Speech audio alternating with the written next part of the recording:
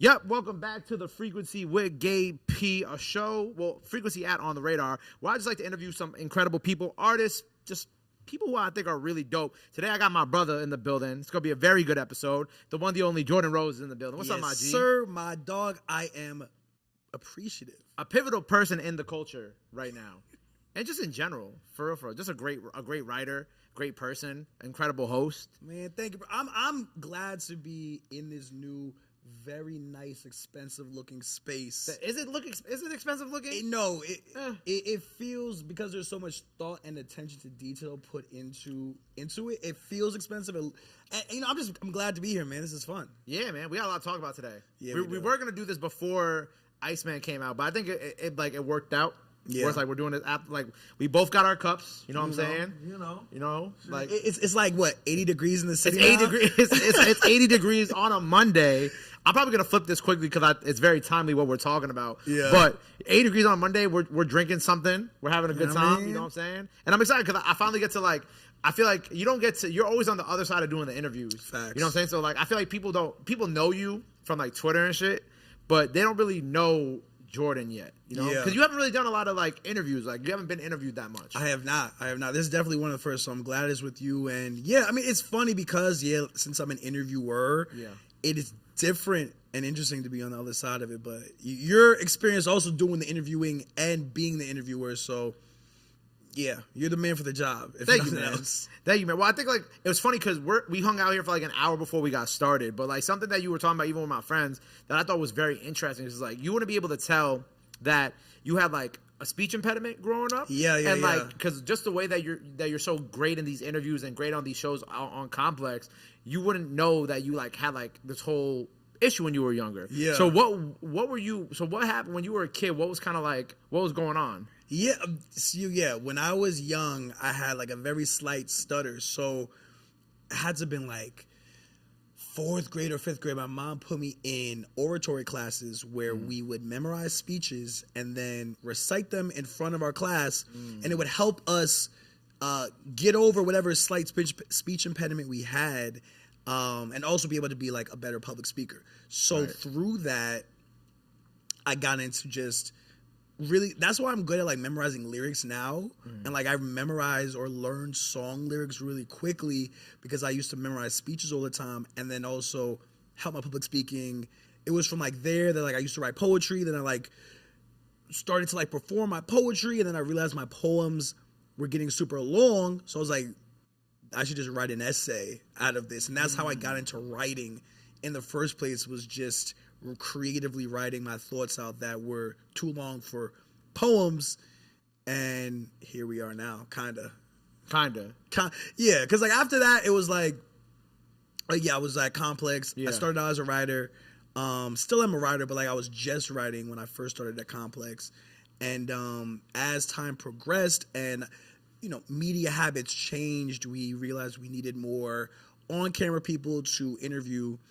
And when I interviewed artists, even if it was just written, I would always approach it as, I wouldn't approach it any differently. So when they were like, okay, we're just going to put a camera in front of you all, it didn't change my approach to how I would talk to somebody. Yeah. And so it was never like a thing. And that's how it was kind of like a seamless transition into on-camera content. And then going back to those early oratory days, it helped that I was able to speak publicly, or I was able to speak without being, fearful of cameras or people perceiving me, and it was kind of like a full circle moment in that, and it helped me seamlessly transition into just like on camera stuff. Right. Well, how do you even like because being on camera doing the public speaking is one thing, but then also kind of like dealing with other personalities and like interviewing artists specifically. It's not like you're interviewing other personalities where it's kind of like simple to kind of like talk. Like with us, it's like it's simple to talk because we want to know each other, but also it's just like artists have like, depending on the artist, they have like always a thing about them. You know what I'm saying? So like, how did you kind of get over like that hump with speaking to artists too, and kind of becoming comfortable? Like like you were very comfortable with the game. And the new show that you guys just dropped, and even like with like Molly or Georgie, like those are 2 interviews I really mess with. You were very comfortable with them. Like how do you become comfortable in those situations? And I guess like how do you also become comfortable in the situations where like you're speaking to people who like you admire too? Yeah, that's a good one. I think to something our brother Speedy once told me. Shout out to Speedy. Shout out Speedy. He told me like when you're interviewing people, approach it like you're giving a tour of a house, and because you did the research prior to, you know what each room is. But for your audience, you want to guide the tour and not the guest. So it's like, if we're talking about, let's say we're starting an interview out with your early childhood, and the guest wants to jump ahead to like something that they're currently doing, you want to still maintain control of this tour. Yeah. So it's like, before you jump ahead to showing them the kitchen, we're going to stay at this room and then go to this next room and this next room, so that you are revealing things at your pace for your audience about them. Because both you and them know this entire house. But for the content and for what we're trying to like reveal and inform our audience about, you want to take it step by step.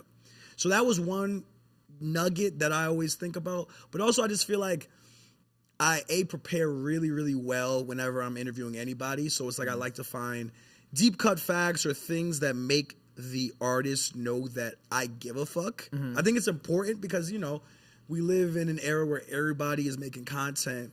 And I think in general, it makes a person feel nice when you can tell that they spent more than X amount of time looking into you a little bit. Yeah. Especially artists who are like, might be doing a press run, so they're doing 100 interviews in a week, and you want to kind of separate yourself in that way. And like for like those interviews that you named, like Molly and Georgiana, I interviewed them like early on-ish in their careers. Yeah. Like Molly's was like right when she was starting to get some like out of the underground buzz. Was it like pre-Dawn Tour or post-Dawn Tour? Pre-Dawn Tour. Pre-Dawn Tour, okay. So this is like, like she was... almost 2 years ago? Yeah, about 2 years ago. So it was like, very end of 2024. Yeah.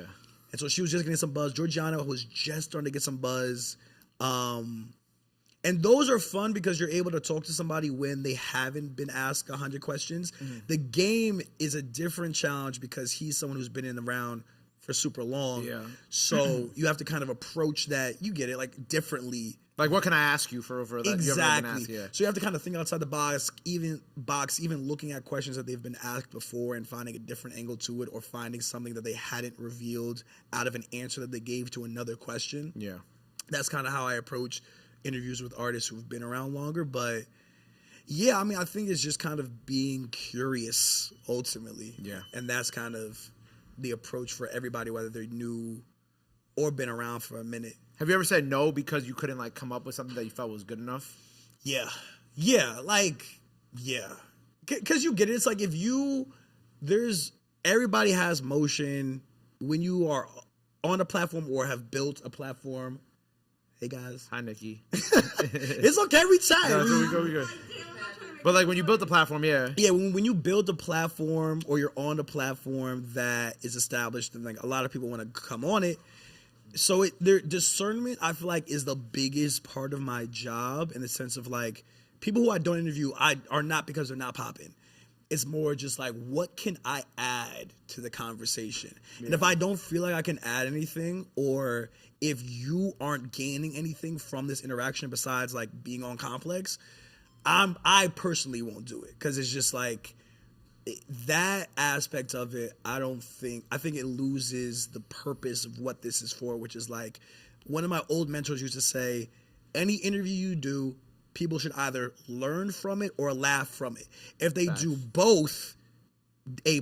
You did a great job. If you did at least one, still a good job. So it's like, if I can't make you learn from something that we're talking about, like learn about this person or about their craft, their approach to music, or make you laugh from our conversation, then L. You know what I mean? So, yeah. No, I understand that. I feel like even with me getting back into this, doing interviews and kind of what I started doing, like, it's kind of like I've already been approached to do certain interviews with certain artists, and I've literally just been like, I don't know what I could add to this conversation. Exactly. Like mostly like legacy artists, because I feel like my specialty is obviously, well, I could do legacy artists, but like my specialty is obviously like the newer artists, just because like I feel like I have more in common with them, which, as I'm sure you feel the same way. And it's like, it's tough because like if you got something like The Game or like, I don't know, I'm trying to think of like who would be like a more like a not S tier, but would kind of like fit right in that middle tier. Like even like homie Big Sean. Yeah, you know what I'm saying? Like, I don't really know what I would ask. Like, Like when he came to OTR, we talked for like an hour, but like we didn't interview. We were just chatting about like Cash and like what he likes, and I think that could make for compelling content. But like also like outside of that, I don't know what I would talk to him about. You know what I'm saying? Because I don't want to ask, like you said, you don't want to ask somebody shit that they've been asked like a million times. You know, which is always why I find it interesting when like, or cool when like someone like when like a Vlad or like a Joe will get like a story out of somebody. Yeah, that you'll be like, oh wow, like he's never told that story yet. That's kind of surprising. He never told that story yet. Like, and I always admire that. I'm like, damn, how did you get that out of them? Well, I can't lie. That's what I like about your content, because I feel like you get those stories out of these rising and up and comers because you have such a natural and close relationship with them. That also the familiarity y'all have with similar regions, like when someone from the towns comes through, and y'all are telling a story, and it's like something that you can infer on if they mention something, and you're like, oh yeah, like you have a follow-up question for them because you're familiar with the area that they're talking about or the story that they're telling based on other stories you already know from just like lived experience. And that's some shit that you can't teach or even learn outside of living, which I think separates a lot of interviewers who like, not to shit on anybody who like, is super like book trained or whatever, but it's like there's certain things that I feel like you even look at, like the OGs like Sway, who like he started out like street team on the ground, outside everywhere, and so when you then look at his interviews later down the line, he's able to tell stories or like riff off other stories because he was also there. Like if he's interviewing fucking Common, and Common's talking about a festival he did in like 2003, Sway will be like, oh yeah, facts, because like I remember also being there and seeing this, and what was your experience also see, like shit like that you cannot teach, you just have to be there for. And I think you do a great job at that. Oh, thank you, bro. Likewise. But like, kind of bringing it back a little bit, we're talking about like starting out, right? And we covered like, the speech impediment, how you kind of got over that. How do you go? You mentioned the poetry and everything you were doing and starting your writing, but how do you like, first like get started at Complex? Because like, I think like and I think we all agree here, like the Complex like 10 years ago, like that was like kind of like the golden beginning of Complex, with Speedy, with like Hot Ones, and I'm trying to remember everybody's name. Jinx. Yes, with Jinx, Nadeska, like it was so many new young faces at that time, and you and I believe are like a year or two apart. So we were both kind of like kids at that time watching this all unfold. Facts. So where were you, like how did the Complex journey start for you, and then like at like what point were they like, all right, you're a cool writer, but you should start like hosting shit too? Yeah, facts. I mean, for me, I was, it's kind of like that cliche story, like I was an intern. I remember when the internship program was released, and it was like that like movie like intern thing where it was like, okay, in a creative way, tell us why you should be an intern. You could bake a cake, you could paint a picture, you could do whatever out of the box creative shit you want to do. It was like this most informal thing, but just in a creative way, tell us why you should be with the company. And like I didn't have I didn't have one of those unique talents. Like I can't like paint or like bake or make a song, or I didn't have any of those unique talents. So it's like, what can I do to make myself stand out? And back to like my fucking early beginnings of like doing slam poetry and shit, it's like, okay, I can talk. So like, let me write a spoken word piece and record myself doing it and like edit it as best as I can with like my remedial editing skills. And so it was called Simple. And essentially, the concept was we understand things relative to what they're not. So you're only short because you're not tall. It's only hot because it's not cold. And it's only complex because it's not simple. So then I just use that play on words to talk about how I'm not simple in the same way that complex is not simple, and like highlighting whatever like things I had done up until that point when I was in college. And they fucked with that, thankfully. And I was an intern and literally grinded that entire summer. I was still in Jersey. I'm from Jersey, lived in Jersey. Was coming to the city every single day. And after the internship program had ended, I never forget, like, I finessed my way, for everybody like watching who's like in corporate at all, like I finessed my way into staying in the company Slack. Me too. That was But I the didn't stay in key. Slack. I just stayed in the building. They never turned my card off. But Yeah, yes, that was the key. Like, I stayed in the Slack. So even though I had to go back, because I was a sophomore when I was an intern, I had to go back to school. But since I was still in the Slack, I didn't have to email or DM people to get in contact with them. I would just Slack pitches. Every single day, I would Slack. Shout out to Fraser Tharp, who just interviewed Jay-Z. Shout out Fraser. I fuck with Fraser. He Fraser hard, was my OG when I was an intern. And so Fraser remembers this. I would Slack Fraser a pitch at least 3 times a week, like story ideas. So whatever, grinded. Eventually came on full-time at Complex as a writer. And then as media habits changed, and they were like, okay, like we need people to start doing more on-camera content, and still write, but just do more on-camera stuff. I just raised my hand. I was just always willing to do stuff. And I wasn't afraid of getting in front of a camera, because when I would interview artists, we would talk as if there was a camera there or not. Like, the way I interview people now, it's like I like to start conversation, and then like we'll do the slate and cameras will start rolling, but we'll just already be talking. Because like, you know this, especially with young artists or like people who are like apprehensive to cameras, if you make it seem like it's too much of a like program, they're gonna get like closed off. So I like to make it like we're already talking. I'll do my intro, but like just keep talking to me. Yeah, I'll probably start talking to them at least like 20 minutes. Like how we just hung out here and we're just chit-chatting. Like, exactly. I like talking to people before I start shooting, because then like they get comfortable with you and they're like, oh, he's not like an op. Like, you know what I'm saying? Like, he's not an op. This isn't like this, you know, very orchestrated thing. Like, no, this is just a conversation. And that's what I think all interviews are. It's just a conversation that I'm naturally and organically trying to learn something about you. Right. And so it's like, that's how I want the interviews to come off. And so that's how I kind of got into doing on-camera stuff at Complex. And then just like, you know, put the pedal to the metal, grinded. And here we are now, for real. Nah, these last 2 years have been crazy. But before I kind of get to like some of the people that you've spoken to, who was the first person that they ever made you do the on-camera content with? Damn, that's a good question. Or like the first artist that you interviewed for them on camera? The first artist I interviewed on camera might have been... Oh, it was Jim Jones. It was Capo. It was Capo. Oh, no, it's Capo. Dante, why you got that face like that, bro? It was a Dipset member. It was a member of Dipset. That's crazy. And this was around the time... They were promoting something. Actually, you know what? No. Cut that. No, it was actually, what's her name? Oh my God. Singer, rapper. No, it was a collective. So we had done a special, like, artist to watch thing with a collective of women artists. And it was Scarlett, Kenzo B, Maya the Don. I remember this. Yes, it was like, and I want to say there was a fourth one, but maybe look it up. Yeah, see if and Lola. Oh yeah. So it was like those 4. This was like what, early 23, maybe late 22. I think late 20. Yeah, maybe late 2022. This is like when Lola was like having her super buzz. Yeah.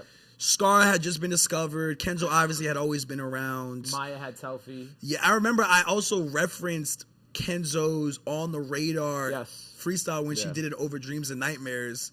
Yeah, because the second one. That one was so crazy. Kenzo's the truth. Shout out Kenzo. Yeah, and so we were just like highlighting like the women of New York and like the moment they were having at that point.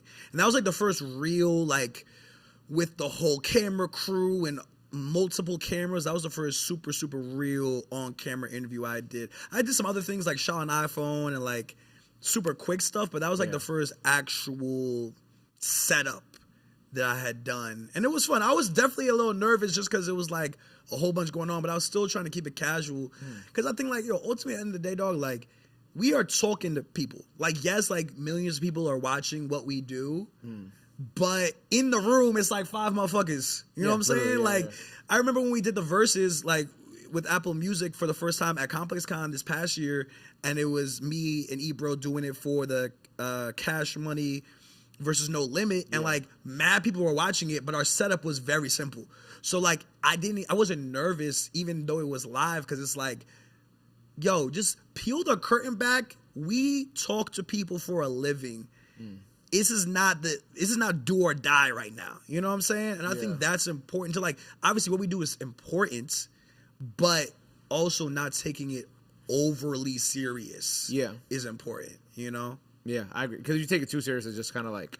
Now it's weird. Because we're just in a little tiny room. Most people think like the rooms that we do these content pieces in are like giant, like grand rooms. Like, nah, we just in like a little corner of like a room in Brooklyn with nice chairs. With nice chairs, a good like some good lights and food. Like even like I mean, I've never been to like the Versus set, but I'm assuming it was kind of like Complex Con. It's just like a little room probably. You know, the Complex Con one was literally backstage of the Versus. So it's like not even a room. It's like just backstage. We did it. We stood up. We had the cameras, and that was it. Yeah. And it's like these things that like a whole bunch of people watch. Yes, of course, some of these things are like very highly produced. Yeah. But a lot of times, dog, the best content doesn't have to be highly produced. It could just be facts. Like good vibes, good conversation. That's all it takes. Like some of the best interviews I've done or the best moments I've gotten were shot on an iPhone at like a carpet or like pulling up on a homie at a pop-up. You know what I mean? It's like, people always look at us crazy when we go to the Grammys and we have our iPhones because we don't bring like big ass cameras because it's harder to export content. Yeah. It's way easier and you have the same video quality shooting on your phone and getting it up immediately. And like we're next to like fucking CBS or whatever like traditional media outlet and they have their whole camera set up, which is like no shade to them, but it's like, yo, we can have the same conversation with our setup. You know what I'm saying? Do they like, be looking at y'all crazy on those red carpets? All the time. I have this funny photo of like one of my homies who used to be our social editor, shout out to Stefan, and he was in like the photo pit. Yeah. And we were getting video content. Obviously, like when you're getting photography, you need like the real cameras. But we're getting just video clips of concerts, and it's like him with his iPhone like this, and like a line of like photographers with like their long scopes, and it's just him like this with it, like getting. I think it might have been like a Dreamville Fest or some shit like that. But it's just funny, you know, because it's like, yo, get it how you live, bro. Yeah. Get it how you fucking live. Like media is changing so much. You have to be willing. I think that's how I've also been able to like last as long as I have. It's like you have to be adaptable. If I was a writer that didn't want to get on camera because of whatever. I know some writers like turn their nose up at social video content. There's a lot of writers that do that. I wouldn't have a job. I would not have a job if I was unwilling to talk on camera. You know what I mean? And like I embrace it and I enjoy it because I like having conversations with people. So you just can't be, you know, narrow in your mindset of what content has to look like. And like also, we talking about red carpets. Like you have like a very infamous red carpet moment. Which one? Which? The one with Kai. Oh, facts. Oh, yeah. Facts. And I felt bad for you because, like, obviously, like, whatever happened.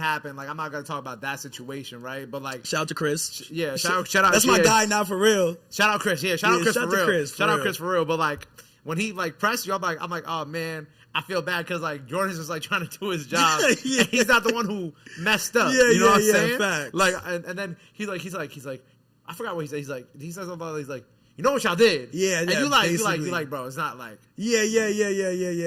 I mean, bro, shit like that, bro. It's like you gotta like. I know now after like doing it for a little bit, like sometimes you have to fall on the sword of like, yes, because I work for Complex. Even like when I go to places, people will be like, "Oh, Complex, that's not my fucking name. My name is Jordan. Don't you hate that? I hate it. They be like, yo, on the radar. I'm like, yo, bro, that's not my fucking name. It's like one of my biggest pet peeves. Whoever's watching, like, I love everybody who pulls up and shows love. My name is Jordan. My name is not Complex. Do not call me out as like Complex. That shit blows mine. I'm gonna still show you love. That shit blows mine. But yeah, it's like I know that because my face is on this platform like every fucking day. Yeah, that'll happen. And especially in that instance with Kai, it's like, yeah, like we fucked up, whatever. Or maybe we didn't fuck up. Maybe I can't leave. Whatever happened. Yeah, that's what whatever happened. Yeah, whatever happened. And it's like I'm never gonna be staticky. Like I get what Kai's like, where he was coming from. And that's why even in that moment, it was like, if I would have came on some defensive shit, like I'm sure that would have went a different way. But I was like, nah, I hear what you're saying. Funny enough, I think either that same week or the week after I ran into Chris. No, the next week. Because it was All-Star Weekend the next week. that was the first time I met Chris, was that next week, and we talked about that, and that's kind of what was built the bridge of how we're like tight as fuck now. But yeah, like carpets are crazy, bro. Carpets are the most like non-real world shit ever, because it's like you have to talk to somebody for a very short period of time. Like you get like 3 minutes, 5 minutes, however long, with people walking the carpet, and it's so weird because there's so many cameras, and like obviously if you're walking the carpet, it's like I'm sure a whole different type of like Twilight Zone experience. But that was funny because he was streaming, and yeah, it was a moment. But shout out to Kai, man.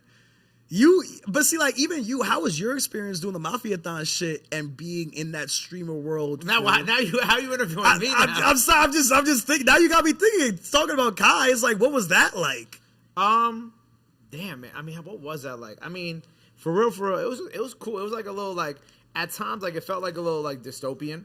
You know what I'm saying? For sure. Like it was cool, but like after a while, and when I say dystopian, it's not like in a bad way. It's just kind of like we're doing the same thing every single day. Mm-hmm. You know what I'm saying? And we're on camera with like, 200,000 people tuning in and like just watching us. And I'm like, and the whole time I'm just like, yo, this is kind of crazy, like what we're doing. Right. But it was cool. Like it was cool to be around like all the guys and kind of like get their energy and kind of see how they operate and kind of like watch Kai and his element and like kind of see how his like thoughts process. Right. And like how he's so good at what he does.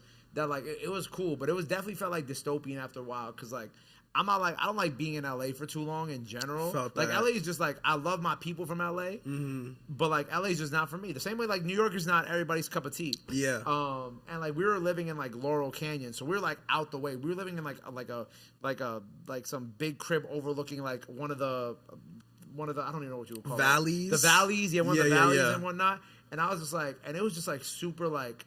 We go, do what we got to do, go back to the house. Some days they might push us later. Some days they might push us earlier. Some days we might not do it till 1 a.m. And it's just like, and it's just kind of like, once you get in like a little rhythm, then like it breaks your rhythm. But like you understand because it is what it is. So there were some times where I was like, oh man. And there were times where we were all like just defeated, like we wouldn't even speak to each other, yeah. like the team, like we would just all get in the car very silently and then go.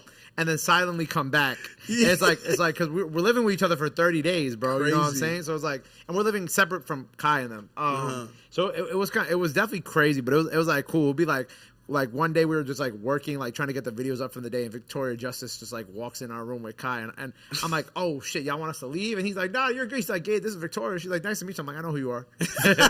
I'm like, I love you, by the way. Yeah. My bad. I love you, by the way. But like other days, like just like Tony Hawk and Alicia Keys just like roaming the halls, and it's just like it's super like weird because you're just like I don't know what's going on, but it's cool. Like I really love what they do. You know what I'm saying? And I hope Kai like streams again soon. Yeah, for sure. Yeah, because he's definitely LeBron of this shit. Like definitely, yeah. His absence is felt, and he's built something like that Mafia-thon shit. I feel like was the last massive thing that he did. Yeah, and that like just speaking specifically like, on even the freestyle shit built.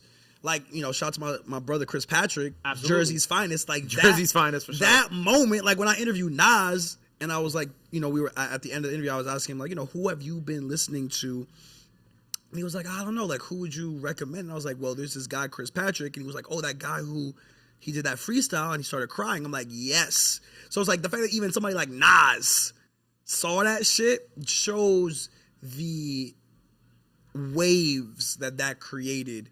And how important that shit is, especially the artists like Chris who were like on the come up and are now performing that freestyle on road. Like he performed that shit at Jid's tour. Like that shit is just dope to just see how far this thing that you did in this room with like however many cameras, how far that can travel. You know what I mean? Like even seeing like I don't know if Doc got the free. I'm sure Doc seen the freestyle for sure. He's seen that freestyle. But like this actually is a good pivot because I was gonna like talk about some like your accolades and like Nas is obviously huge one.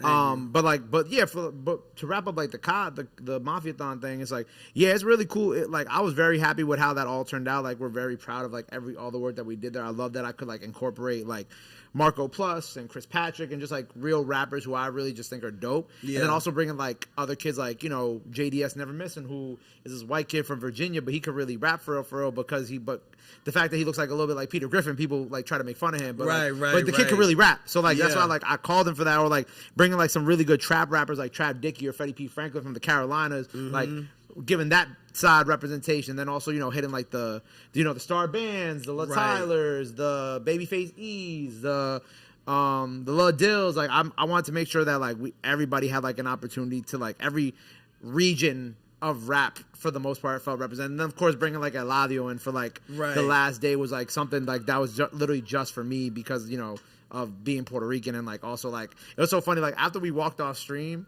that day, like Kyle like looked at me and he's like, Gabe, you're Puerto Rican? Mind you, I've been wearing like a Puerto Rican flag on my hat like half the days. Yeah. And then Phantom knows I'm Puerto Rican because me and Phantom have known each other before that. Phantom like he puts his hand on my shoulder. He goes, "Gabe, you're Puerto Rican?" I'm like, yo, bro, stop fucking with me, man. Yeah. But yeah, man, like it was super fun. But kind of going back to like the algorithm, like Nas, like fucking Derrick Rose, right? 50 Cent, like. You really have like cultivated like, and of course Youngboy, which we're gonna get to, but you have really like cultivated like one of the most insane like interview catalogs. Thanks, man. Online, arguably like, probably like if you put up like the faces that you've spoken to next to a lot of other people, like you're up there. You know what I'm saying? Thank you, man. I think obviously Speedy got like presidents and shit, but like you're like right there with some of the people. Were any of these people, you know, you talked about like how Nas and we were talking a little bit before we started rolling about 50 and shit. Were there anybody along this line that you had done of this like stature that had you like sweating before? I feel like 50 had to have had you sweating a little bit. Cause you got to kind of tread lightly. Yeah. You feel me? I had to vibe. Yeah, 50. Oh my God, what did he say? Because 50's was hectic because I remember he was obviously always promoting something. He was promoting his like new cognac. And so there were like 2 other traditional media outlets there that were only interviewing him about that. But they had taken up the entire floor space with their cameras. Right. And so this one we had real cameras. Like proper cameras, like not like cell phones. We had proper cameras, but I remember we had to like get a new floor. So we were on, because the floor that everyone else was doing interviews on was already crowded. Yeah. So we had our own floor, so it was just us. And I remember when he pulled up, obviously like with fucking 100 motherfuckers. And like I've been in those environments where it's like a whole bunch of people like pulling up to set or whatever. But I had to like kind of produce this shit myself. So like I'm making sure that, okay, we got our camera angles right, whatever. We have the seats where they got to be, da-da-da-da-da. And he, being the master of media that he is, he pulls up. First thing he says, which since we were rolling, because I told him, like, just start rolling as soon as he walks in. Like, no time to waste. That's, like, what I have noticed and learned when it comes to, like, big gets like that. It's like, yo, just have cameras rolling as soon as they arrive on the set so that there's no moments of pause or hesitation. So we're already rolling, and he pulls up and he's like, oh, Complex, so this is going to give me, the young women are going to fuck with me because of this, right? Like, I hope this is going to help me with the young ladies. And just being mad funny. So, like, okay, like, he's already chill. So then he sits down, and, like, I knew that he doesn't drink, but he has, obviously, this, like, massive cognac brand. So I'm like, how does somebody who controls and owns this massive cognac brand do it without drinking?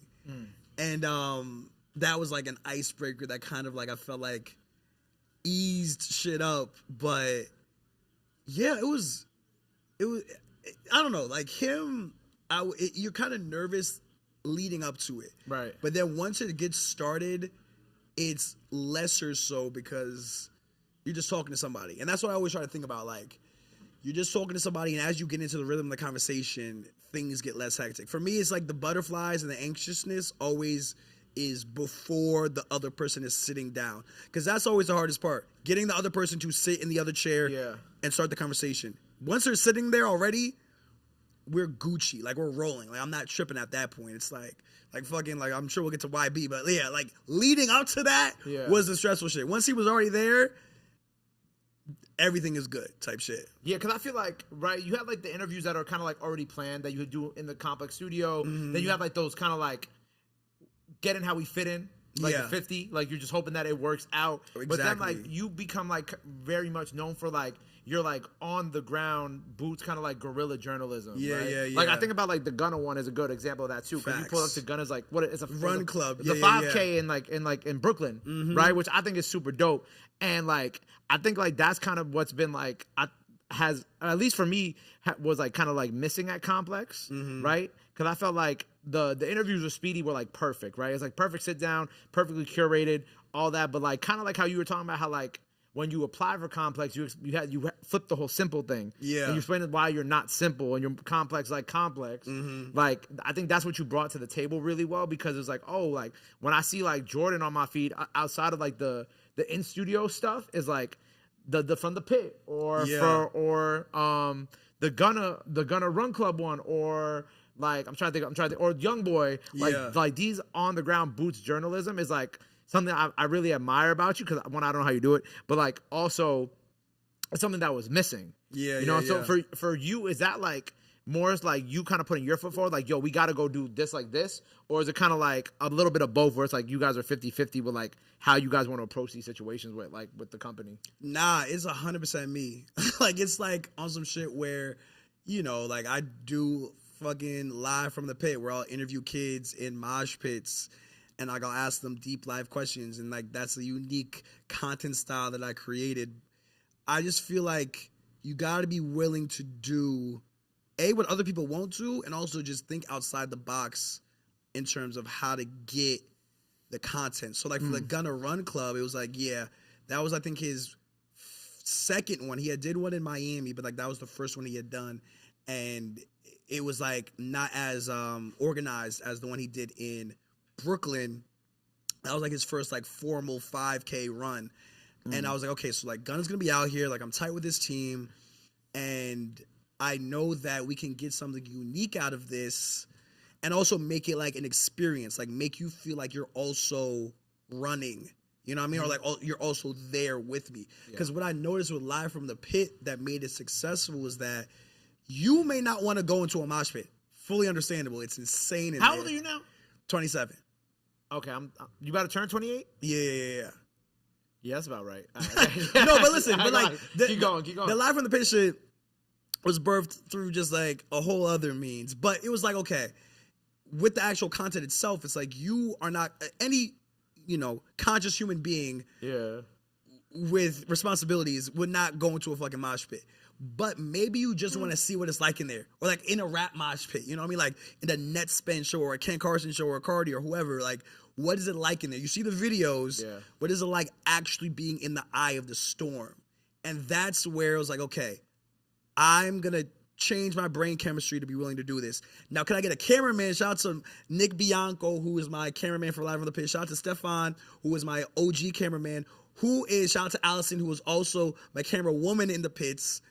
Who is crazy enough to go in there with me with the iPhone and like a little rig, hold on tight and like ride with me through this storm. And it's like that type of being a fly on the wall or living vicariously through me in this wild experience is kind of how I approach all of like my on the ground guerrilla style content, where it's like same with the Gunna Run Club. It's like you don't really want to run 5K, but like run with me.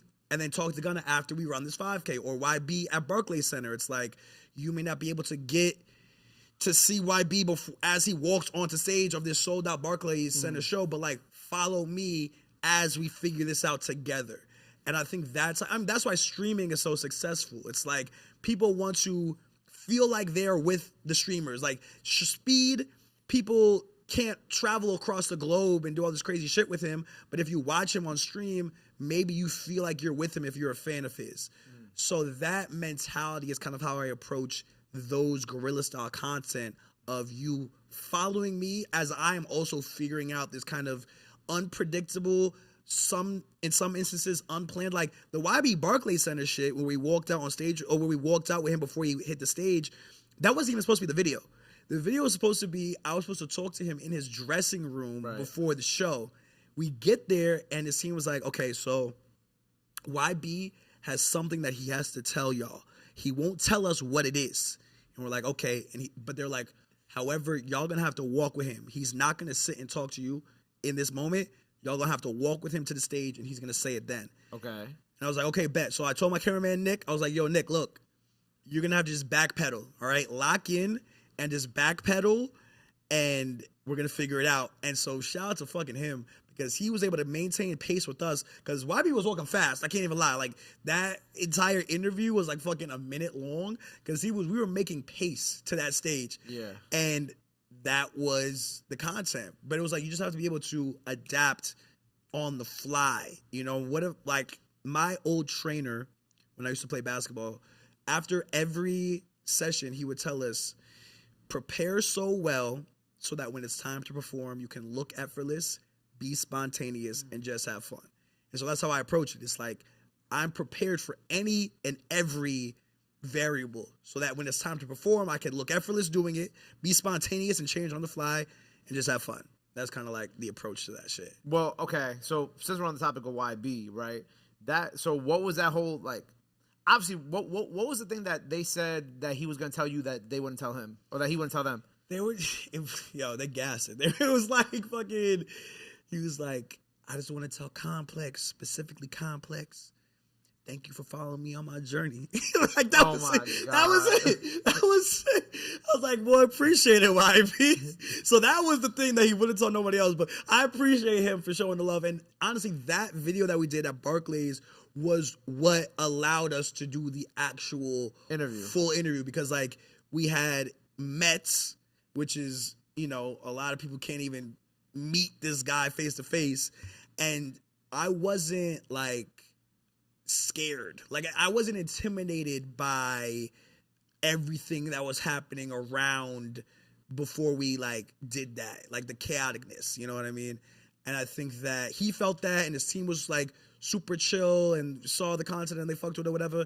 And that's what helped build the bridge to like our like hour-long sit-down that we did like 2 or 3 months later, because that was in October, and then we did the whole full interview in January. So that's how that was built. And then the full interview was a whole other thing. But yeah, the most unique interview experience I've ever had, for sure. With the full interview, like, what was then like that like? Because what state y'all shot that in? Utah. You shot that in Utah. Yeah, where he lives and shit. But then you also like got up and started walking in that one too, right? Yeah, that one was at a ski resort, because again, being able to be spontaneous. The original idea or the original shoot concept for that interview was supposed to be him and I in a ski lift and riding up the top of a mountain. And the theme of the video was like, you know, to the top of the mountaintop, because it was reflecting on his like super crazy 2025 and like Slime Cry and the massive tour and him like really having this ascension to the top of hip hop. But he was mad late.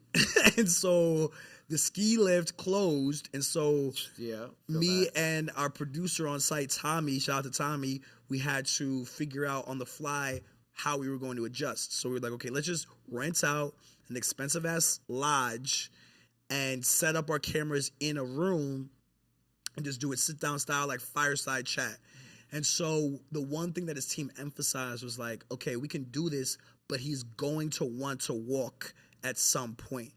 And we were like, okay, so we will walk and talk. Because in my head, I was like, after waiting like, I think it was like 7-8 hours in this like ski resort, I was like, we're going to get everything we need to get here. Like, there was no world where I was leaving Utah with nothing. So I was like, okay, even if he like cuts it short or whatever, like we'll just like take our cameras, get a light, and walk wherever. Right. So that's what happened. Like, he pulled up, you know, first he pulled up and there had to be, like, it was a stripped set. Like, no one could be in there except for who had to be in there. And I remember, like, his barber, no shade to his barber, but his barber was in there shaking, cutting his hair, or like shaping him up, and I'm like, yo, like everybody was on edge. Like he was like shaping him up like this. Yeah, I was like, yo, that's crazy. So I pull up, and like I said, like I think it's important to just like establish that, like, yes, what we're doing isn't normal in the sense of like talking while being recorded, but we're just having a conversation ultimately. So it's like, and I have friends, cousins who are like YB in the sense of just being like very unique. And so YB did not scare me, or I wasn't intimidated. And I feel like that mutual respect was established from the beginning, which is what allowed us to have an hour-long conversation. And in the middle of that conversation, like his team said, he was like, you know, can we go step outside? And I was like, yeah, bet. So like I made sure our camera crew were ready for that. And we go outside. And the reason why he lives in Utah is because he's able to maneuver out there like a normal person. Like he doesn't like all the extra attention, which is why like tour was so hard for him, because like obviously like all the eyes and like on him, like him not being able to maneuver how he wants. So we were like, that ski resort, we did that in January, which is like peak ski season. So that resort was packed, even at night. And we walked outside, nobody stopped us. No, like those are regular business hours. Nobody stopped us or anything like that. And yeah, like we did that. We came back inside, we finished the conversation, and I asked every single question I had, every single one, amazing. Which is fire, you know? And like even after that, he was like, let's take the photos for the thumbnail and all that shit. So he was great. He was really, really great. But like the stress was getting to that point. Was like the 7 hours in the daytime just hoping he gets to the sets type shit, which was a higher probability since we were in his home state.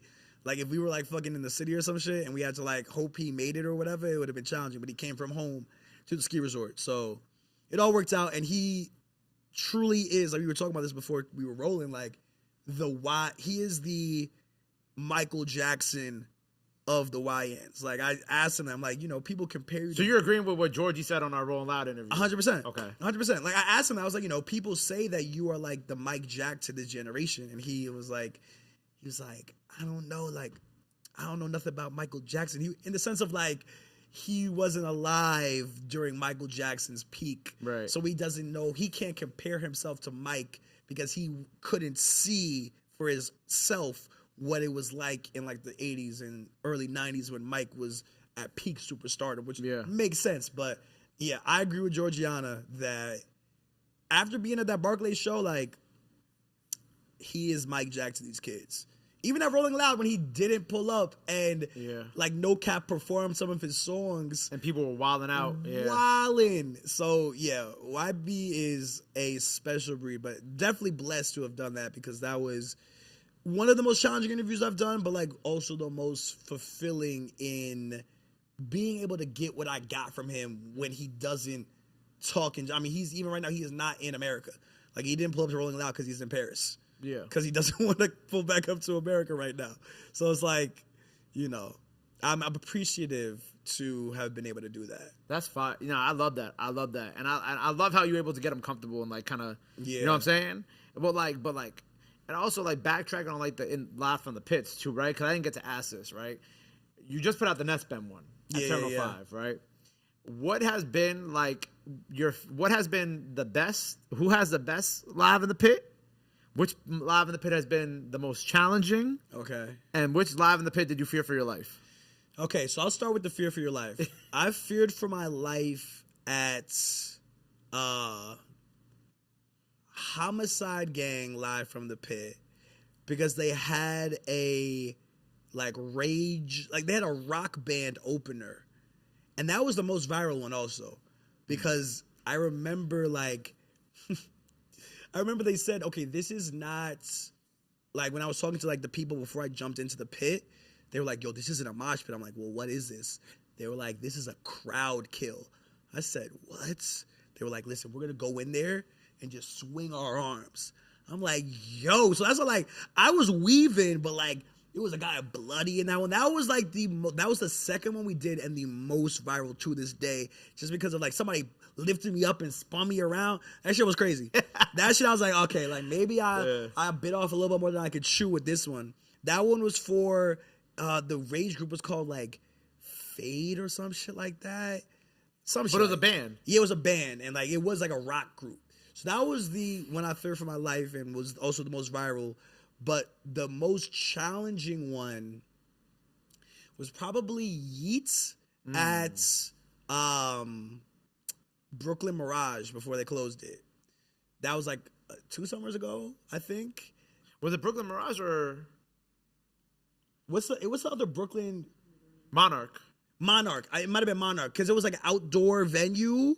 Yeah, it was. That's still open. It's still open. Okay, so yeah, I know what show you're talking about. Yeah, that spot's still open. Yeah, the Yeet at Brooklyn Monarch because like Benny X was DJing because it was the air was so thick because of the temperature outside. Yeah, plus the heat of the pits, so like you couldn't breathe. So it was like. The first rule in a mosh pit is you have to stay in motion. You have to stay moving. But because I'm fucking asking questions and shit, I'm out of breath. Like, I'm tired. And so I'm trying to catch my breath, but I can't because I have to stay in motion and it's hot. So you can't really breathe. That one was OD. It was either that one or Destroy Lonely at Summer Smash 2 years ago. Because you just can't do live from the pits at festivals because there's too much space. Yeah. It's so much space that the pits become massive. And then when they close, you're like in a whirlpool. You can't get out of it.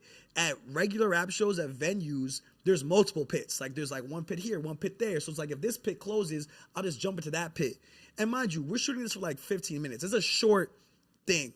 Like that video is like 10 minutes worth of footage. So it's like we're in and out. But at a fucking festival, it's like I'm in the middle of a field. Yeah. And if I go into the middle of this mosh pit, once it closes, I don't know where I'm at. I don't know how we get out of here, which direction is out. I just know where the stage is, but what direction is the closest direction to get out of there? Because we're in GA.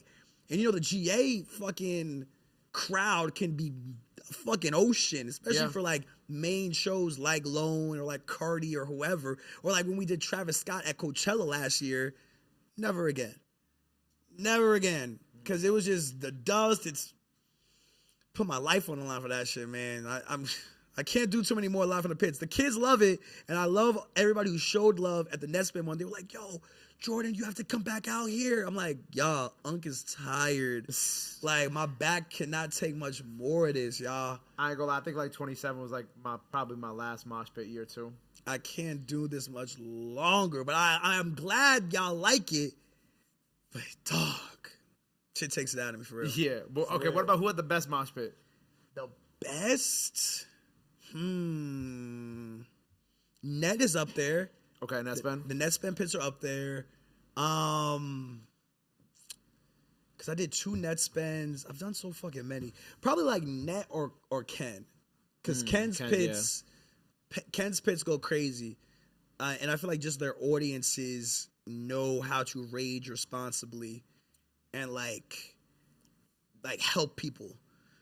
Like, oh shit, if someone falls or like if fucking like someone loses their phone, like they'll kind of momentarily stop to like let the person look on the floor for shit. Like it's wholesome, even in the madness. So those 2 stick out the most for me.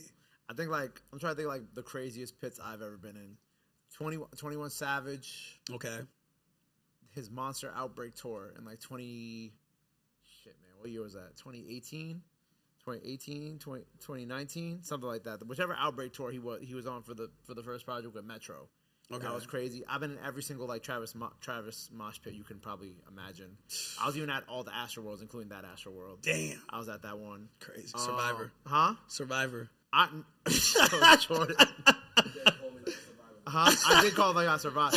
No, but like the thing about like that Astro World particular is that like I already had like a sense early that day. I'm like, oh, this is more people than last year, right? Because like I had, or the previous years, because I had been to all 3. I'm like, did they expanded the grounds a little bit? I'm like, there's a lot of people here, and like my friends who were with me at the time, they're like, yo, is this normally how packed it is? I'm like, nah. I was like, it's like a little bit more packed than usual.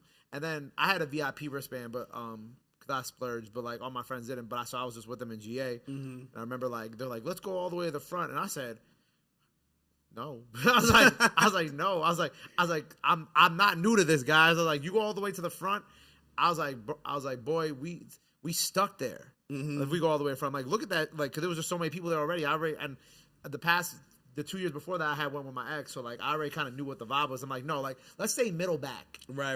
And like there was, like you said, there's still plenty mosh pits, so I was still moshing, and like we didn't know anything happened until like 3 a.m. that night. Like I really had no idea anything was wrong until people woke me up out of my sleep checking to see if I was good. That was See, it's good you didn't go into that madness, bro. Yeah, but like, yeah, use your like, like think before you go into some of these mosh pits, because it does get really hectic. I'm trying to think of like any other ones I went into. I think I was in the mosh pits at like the XXL 2017 show. Okay.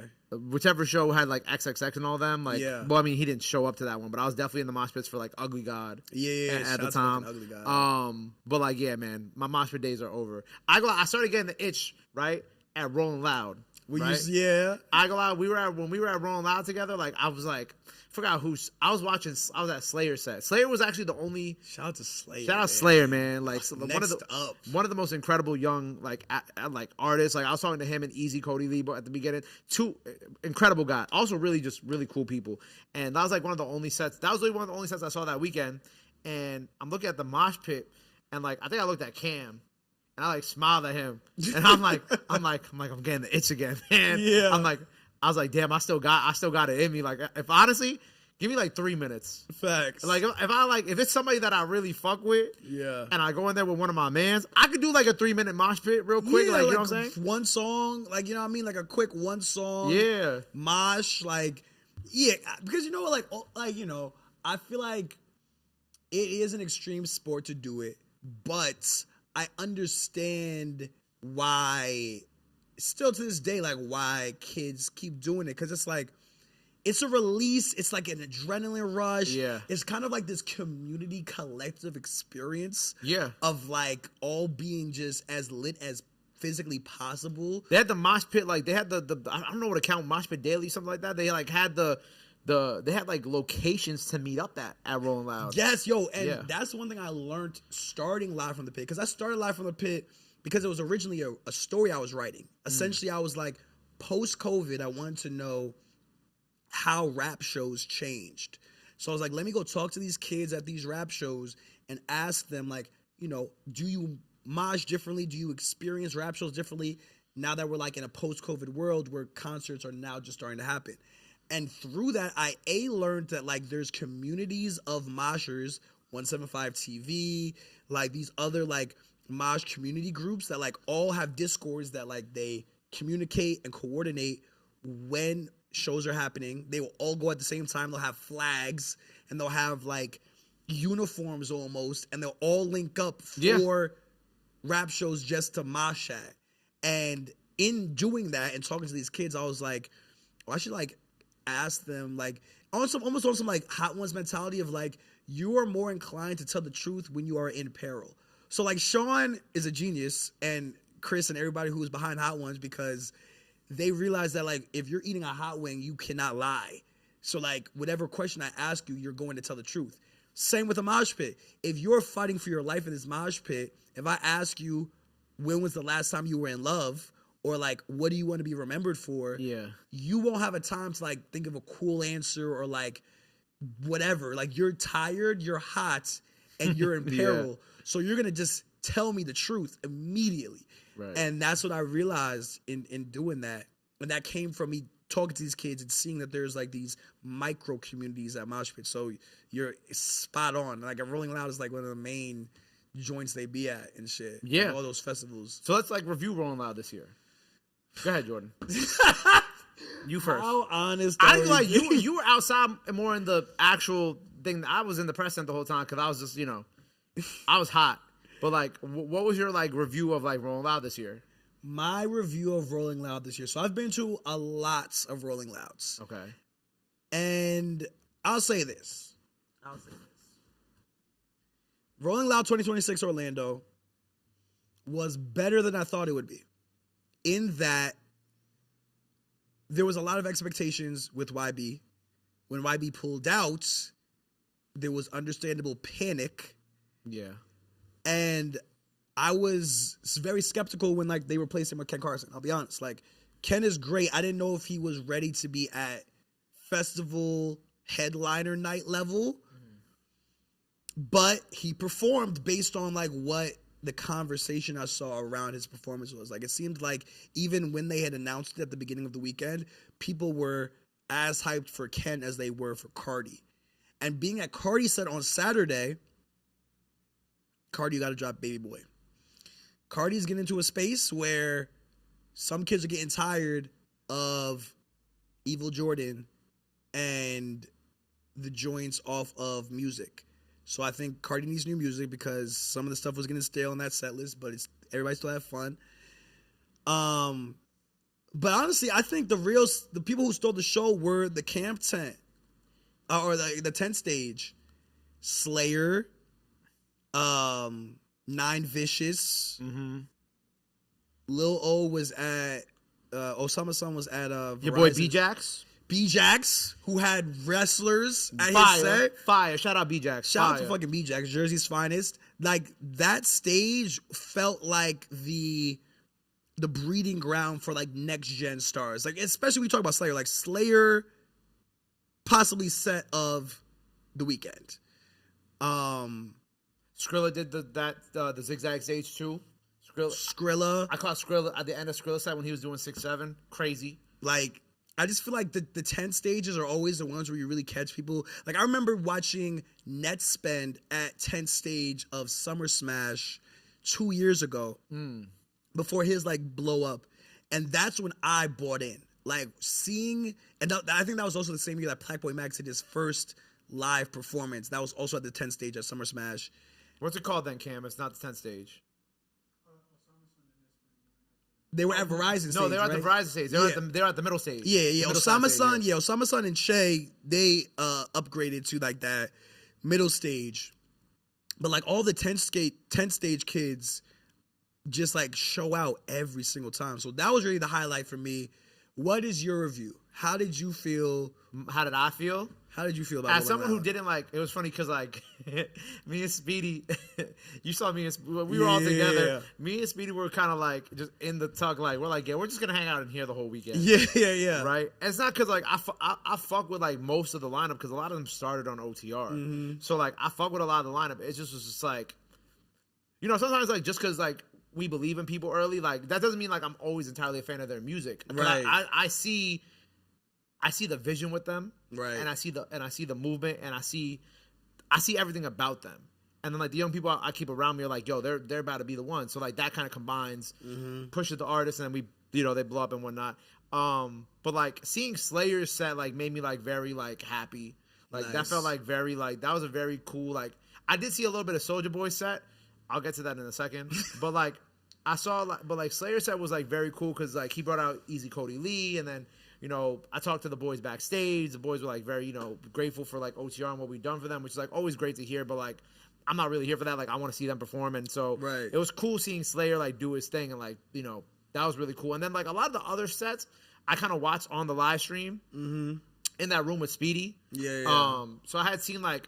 I really love like SD Kid really did the thing with the you know the castle and shit. Nobody did that weekend like he did. Yeah. In my opinion, right. Nobody else had like a crazy set. Oh, Don had a crazy set too. I'll give Don had a good set. Don's was cool. Don had a good set, but I think like in terms of like holy shit, like I think SD Kid had my favorite one. Yeah. Just because it's like. It was like Osama Son had like those audio problems where like 4 tracks were playing at the same time. Like no. That didn't happen? Then what was that? It was a meme? Oh, okay. Then I'm wrong. Thanks, Cam. But then like the fact checker. Thanks, fact checker. But then like okay, but then the Nine Vicious shit. In fact, it was controversial because you know he's dissing like he was wilding. You know he's dissing people. So like when I feel like once you start like dissing somebody during a set, it kind of like lowers it for me in terms of like how impactful it is. Because I'm like, damn, like now it's like a lot of the conversation around like while his set was incredible, a lot of the conversation is like.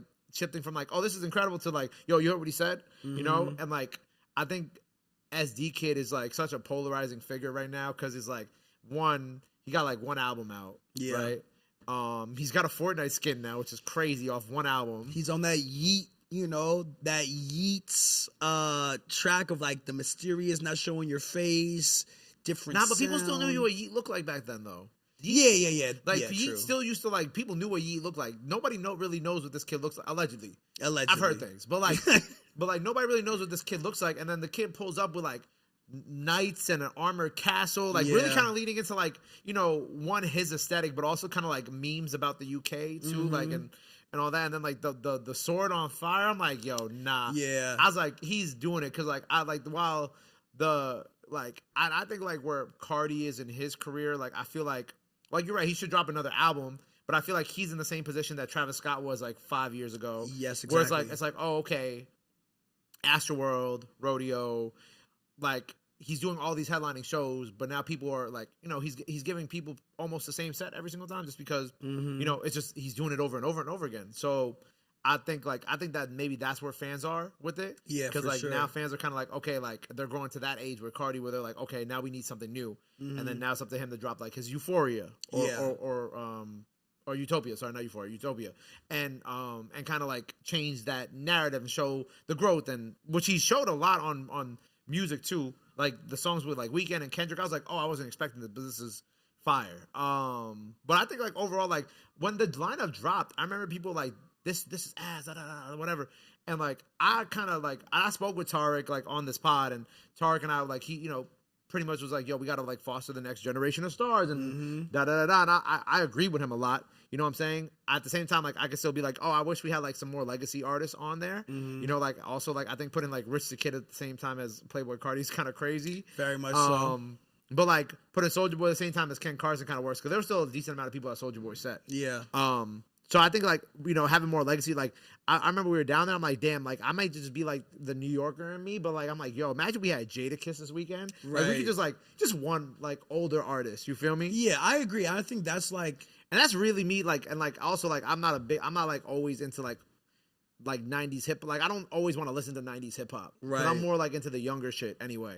But like I was like, damn, I wouldn't mind hearing like a Jada, because I think about like when X had his Rolling Loud set. Facts. You know what I'm saying? It was like 21 or.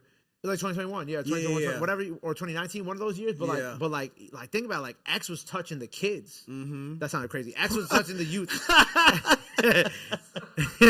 DMX was touching the youth at that set. Yeah, because like even though people didn't really, even if these kids didn't know who DMX was, X and like XXX Tentacion were like, in vibes alone, for sure, alive are not really that different. Yeah. You know what I'm saying? Like the mosh shit was still probably the exact same, if not like crazier. Yeah. So I think like, you know, but there's I don't know who's like a comparable DMX that would fit on that festival. Now, yeah, because like you're right. Like X was like one of the like predecessors of Rage, of the Rage we see today, and just of like how his crowds would go, and like who else matches that? Where like people who are there to see Ken or who are there to see Cardi or YB would also vibe to like what OG of that. I mean, he's not an OG per se, but like I feel like Waka fits that. Even though Waka would be perfect. Yeah, but like Waka isn't like an Wayne. Yeah, but Wayne is too expensive. Like, that's the problem, because like all the people who everybody keeps, like Tarek said, everybody complains about how good the lineups used to be, but all those people are headliners now. Exactly. Every single one of them. Yeah, Wayne would not ever do a non-headlining, or even like you need one of those people like when it's slightly daylight. Like I think Waka would still do a set in the daytime. And he would have that. The first live from the pit we ever did was at a Waka Flocka set at Dreamville Fest. That was the first one we ever tried to do. And it was lit. Like, that was the only, like, mosh pit person at Dreamville Fest that year. That was, like, 2019 or 2020, or whichever one Dreamville Fest had came back for, it was that year. And it might have been 21 or 22. And, yeah, like, that was the only mosh pit artist. Yeah, I feel like overall, like, I'm even looking at this, like, the lineup again. Like, they did their thing. Like, I'm not mad at it. I did notice that some people, like, got removed from the lineup the day of the show. Like I think K3 was supposed to perform, but like she didn't end up performing. I don't know what's going on with that. I feel like that's just like an Orlando logistical thing. Probably. Yeah. But like I did appreciate, like, you know, I appreciated like Five Venoms bringing out like Fergie Baby and like bringing out a bunch of like Christian artists too. I thought that was really dope and really powerful.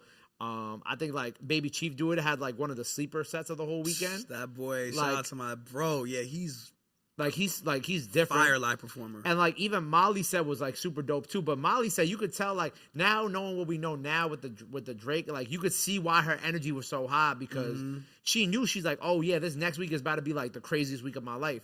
So like I gotta perform now to, you know what I'm saying? And then doing the stuff with Northwest was also really cool too. So I think I like Baby Mel. I don't know what happened to Baby Mel. Baby Mel didn't get to do his set either, and I love Baby Mel. Anyway, but overall, I think they did a good job. I think like as hip hop grows this next year, it's gonna be interesting to see like what ends up next year. Like if it's still gonna be this underground vibe, or is it gonna also, are we gonna kind of, because like, you know, right now the South is having like especially like Dallas has like this huge like trap music, get money music type of thing, and we saw that with Rosama's part of, you know, the Sixers with Big X and them. Big X and them. So like I'm interested to see like how hip hop evolves this next year, especially with this lineup, because I feel like next year it could be different. It could be like similar with the underground, but you know, the thing I feel like with the underground is like they come up but they go down a lot quicker. You know what I'm saying? So we'll see. I like it. I liked it though. I thought everybody did great. Rugrat had an insane set too, which I'm super proud of him for. I'm trying to think who else that I really liked this weekend. And I loved how they incorporated like Sky's Your God. Sky's Your God is a Chinese rapper. Yeah, I was getting put on to him while I was out there. He just did OTR today too. Oh, fire! Which is like, I think that like it's cool that Tariq sees that vision, you know, of like, oh, like hip hop is like so much bigger than America now, and at some point like you got to start accepting that. Facts. And I think like American audience, I mean, look at SD Kid. SD Kid obviously UK, but I feel like SD Kid is kind of like, I was talking to somebody about this the other day, because like we were talking about like SD Kid and Sench and like kind of like the difference between both. But like I feel like SD Kid is kind of like a Vibes Cartel of like the UK for me. And when I say that, but like the reason why I say that, because that's a very strong thing to like kind of like compare it to, but I mean it more in like cultural impact. Like I think like what he's doing in the UK rap scene, I think is gonna be like remembered for a while, because it's just like, who else is like blown up that quickly off of one album from the UK that we know about? Like Sench was a steady build up, and then he had Doja, and then boom, that blew up. That was like the commercial hit. But like on like this type of level on hip hop alone, I can't really think of anyone who's like. Yeah, not to this level. Like Dave, like had a steady rise, and even still, like Dave isn't as big in the States as Sench. Even though Dave had a fire LA Leakers. Oh, insane! Like he dropped like 7 minutes on some crazy shit. Dave is like very, very, very great at rapping. But yeah, I think in terms of like the virality, his last album's incredible. Yeah, like the boy who plays the harp. Yeah, fire as fuck. Ranked really high for me. But yeah, I think. In terms of like that virality that you're talking about, SD Kid that's why I see him similarly in the Yeet trajectory, because it's like, I think SD Kid is like one picture with Drake away from having that moment. One picture with Drake is mad funny. Do you remember that time when Yeet had a picture with Drake and like Travis and like the same night? And like, I feel like that, I remember that. I feel like that was what then set him into like the super mainstream trajectory and shit. Like I feel like SD Kid is in that same way. Like he had the Timothy Chalamet shit, but I feel like he's like one Drake picture away from like I think like in the UK he's gonna be I think Sench is gonna be like the most viral one out the UK, and probably will stay the biggest. But I think SD Kid, Vibes Cartel, might be the most influential in the long haul. Okay. That's interesting. That's on a UK level, yeah. Yeah. You think about like it's like the Vibes Sean Paul conversation, right? Sean Paul got the hits, but then Vibes has like the impact. The impact, you know what I'm saying? Yeah. That's just how I think about it. Yo, I mean that Rolling Loud set was definitely a calling card for that, because it was also packed as fuck. No, it was crazy. It was crazy. Well, moving on from Rolling Loud. Overall, I think I like it. I don't know how I feel about Orlando again. I love Orlando. That's a city that I go to a lot, but like I'm just like I get it. It's more space. It was still just as hot, truly. I feel like the breeze might have, over the Miami water, might have hit a little bit better. I'm going to be honest, Tariq, Carrie, the whole Rolling Loud family, I love y'all. Get that shit out of Orlando, gang. I don't do them like that. Please. No, I swear to God. I'm not even a Miami nigga. Like, I don't even really rock. Like, I would never move to Miami. Get that shit out of Orlando. Well, they can't do Miami because of F1. I know, but like, move the date. Do something, because like y'all can't make me go back to Orlando. I'm sorry. Why don't you like Orlando? Nah, like that was my first time in Orlando, and I swear to God, I hope it's my last. Like, why do you hate Orlando? Like, wait, hold on. Like no shade to all like folk that from Orlando or whatever. Out of all of, like, I've been to Tampa, I've been to Orlando felt like how can I say this without being totally disrespectful? Orlando, it. this you only get this if you from the city. Orlando was like the Hunts Point of Florida. like I'll go there if I live there or if I have a family that's from there. But like for no other reason do I want to be there. That was crazy, bro. For no other reason. And look, the festival was cool. The festival. Only reason he called it the Hunts Point is because we were talking about like We were just talking about Yams Hunts Day Point from like and years the ago. Bronx. But it's like, Oh my god. like shout out to the BX, but it's like, even if you're from the BX, like you're not really trying to go to Hunts Point. so it's like point being, Orlando. My dad from the South Bronx. I'm not doing this BS slander. I'm not. I want to make it very clear. I'm not participating in this. He's from Jersey. I'm from Jersey, Jersey Okay. City. You shitting me? So it's like, okay. Okay. All right, stop it. So the last point on this. Okay, to give it a Jersey example for my Jersey watches, it's like the Atlantic City of Florida. Like you don't go to Atlantic City unless you deadass have to go there. That's my only point. Yeah, I can understand that Atlantic City shit. It was definitely like given like by the arena, but like that's every arena. Every arena around the arena, it always gives GTA server. Not even that. It's just like, bro. Yo, you laughing because you agree with me. Because it's just like the most random shit was happening around the arena when we're walking back to the car. I'm like, this one guy's like yelling on his phone with his girl. I'm like, yo, bro, like just go see your girl, bro. Like go yell at her in person. Like oh my god, they had the Black Israelites. Oh yeah, I saw them. Yeah. Yo, they was mad at Cam because Cam was just ignoring him. They're like, brother, it's free information. And Cam's just like there with his strap bag, like, nah, I don't want that. Yeah, bro. It's like, why do I feel like I'm on fucking Canal? And it was on every corner, bro. I thought I was on the Parkway, the way that they were out there. I was like, yo. And it was hot as fuck. That street that you talk about, it felt like 100 degrees out there. Yes, bro. That damn concrete in them hot ass cars. Oh my god. Hell no. Whatever. Shout out to Rolling Loud, man. Shout out to Rolling Loud, man. Shout out Carrie. Shout out Tara. Shout out the whole team. Moving on, the shit that we really want to talk about, that we've been waiting to talk about, Drake. Where do you want to start? Because I got like your tweets. Let's start. I mean, obviously we got to start with Iceman. 3 albums, but Iceman I felt like was the most important. Mm-hmm. I agree. And I feel like, there's always like reminders that rap fans are fickle. Yeah. But for years, people always used to say like, yo, like, I just wish Drake would bar down for like multiple tracks. And like, I just wish he would like fuck the hooks and the melodic shit and just get on a Conductor Williams soul sample. Yo. Which he did on For All the Dogs, by the way. Which he did, but he did it on the deluxe because... He did it on 8 a.m. in Charlotte. Which was one track on like a... It was. He did it more on the deluxe, but this shit, dog, if you are that person, which I was kind of like that person, I did wish... I was definitely that person too. Yeah, like I wanted to hear Drake bar down. Like, there's at least 6 songs on this 15 song album that is just bar down, make them cry, whisper my name, shebang to an extent, make them pay, national treasures, make them remember. So good. It's just all so good. Like what's it called? Firm Friends, which is my favorite song. Wait, it's more than 15 songs. Keep scrolling. Scroll all the way down. Oh, there you go. There you go. Yeah. It's 18. It's 18. 18. Yeah. Make them know. Firm Friends. Like, there's bar. Like, listen, I said this. I made a video about this today. Yeah. I tweeted it. I will say it again on record. Iceman is the best solo Drake album since Views. I'm going to give it one more week before I decide if it's better or worse than Views. We talk about Iceman. All right, hold on 1 second. Hold on. I actually got to tell him, I'm about to talk shit about my friend on the pod, and I'm telling her right now, hold on, about you on the pod. Crazy and your live text. And your Drake takes. Now, we won't get her response live, because, bro, she listened to, like, Maid of Honor and her BT first, and she's like, she I ain't gonna lie. I'm not gonna say it.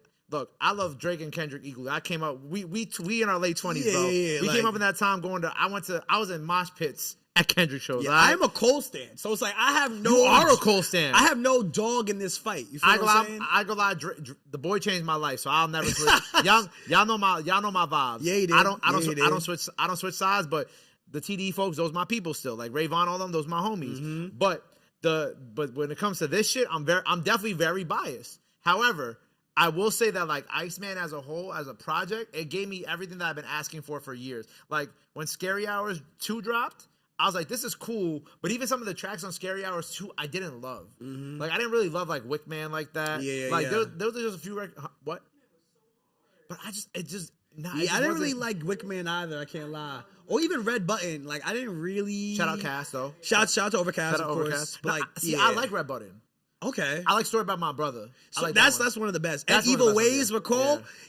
Evil Ways is tough. I like Evil Ways. Super tough. But my whole thing was like, I'm like, all I wanted was for him to rap for like, because like I feel like with every Drake album over the last couple years, while he is my GOAT, like I pick and choose what songs I like from it. For sure. Like I feel like there hasn't been like an album for a while that I would just listen from top to bottom. That I would just be like, okay, like I would just put in the car from top to bottom. Right. You know what I'm saying? I always kind of skip to my favorite songs. Yeah. Like on For All the Dogs, like the one with 21 Savage, that like, thank you. Calling for You, I'll do Calling for You. Wait, slow down. Calling for You, First Person Shooter, of course. Yeah. I'd probably skip Daylight Scare. Seven, what is this? 7-9-6-9 Santa. I always play that shit. Slime You Out, love that shit. Bahama Promises, love that shit. Tried Our Best, love that shit. Like there's a lot of songs, like All the Parties, a Chief Keef sample, or the one with Chief Keef on it. Not my favorite. The first half of it is good. 8 AM in Charlotte, I always go to 8 AM in Charlotte. Rich Baby Daddy was like the way too sexy of that album for me. For sure. Whereas like I like it the first day and I hear it in the club, but then I get tired of it after a while. Another Late Night with Yachty was really good. I enjoyed that one. And then Gently with Bad Bunny was cool, but also I was kind of like, damn, I kind of wish they took a different direction Spanish-wise for this track. But that's coming as just as a Puerto Rican. But yeah, like I feel like Iceman is like easily his best body of work that I've enjoyed. Right. Since like Certified Lover Boy. And that's the most important thing about fucking music listening. I've enjoyed, first of all, you side, not you, George. You side, I enjoyed all of his albums, but I'm saying to the same way that I ran Certified Lover Boy into the ground, I'm gonna run this into the ground. No, he's not that type of artist. Yeah. The reason why this album is so perfect is because he took what he usually does and has all these different genres on an album to feed every piece of his fan base. But he was like, no. He said, instead of overwhelming all y'all all at once, I'm gonna kill two birds with one stone. I'm gonna get out my fucking deal, and everybody's gonna get their piece. You know what I'm saying? Like, For All the Dogs, literally, if you put all three of these albums together sonically, they equal For All the Dogs, right? Yes, they do. No, but For All the Dogs has at least each genre that he touched on these projects. For All the Dogs has.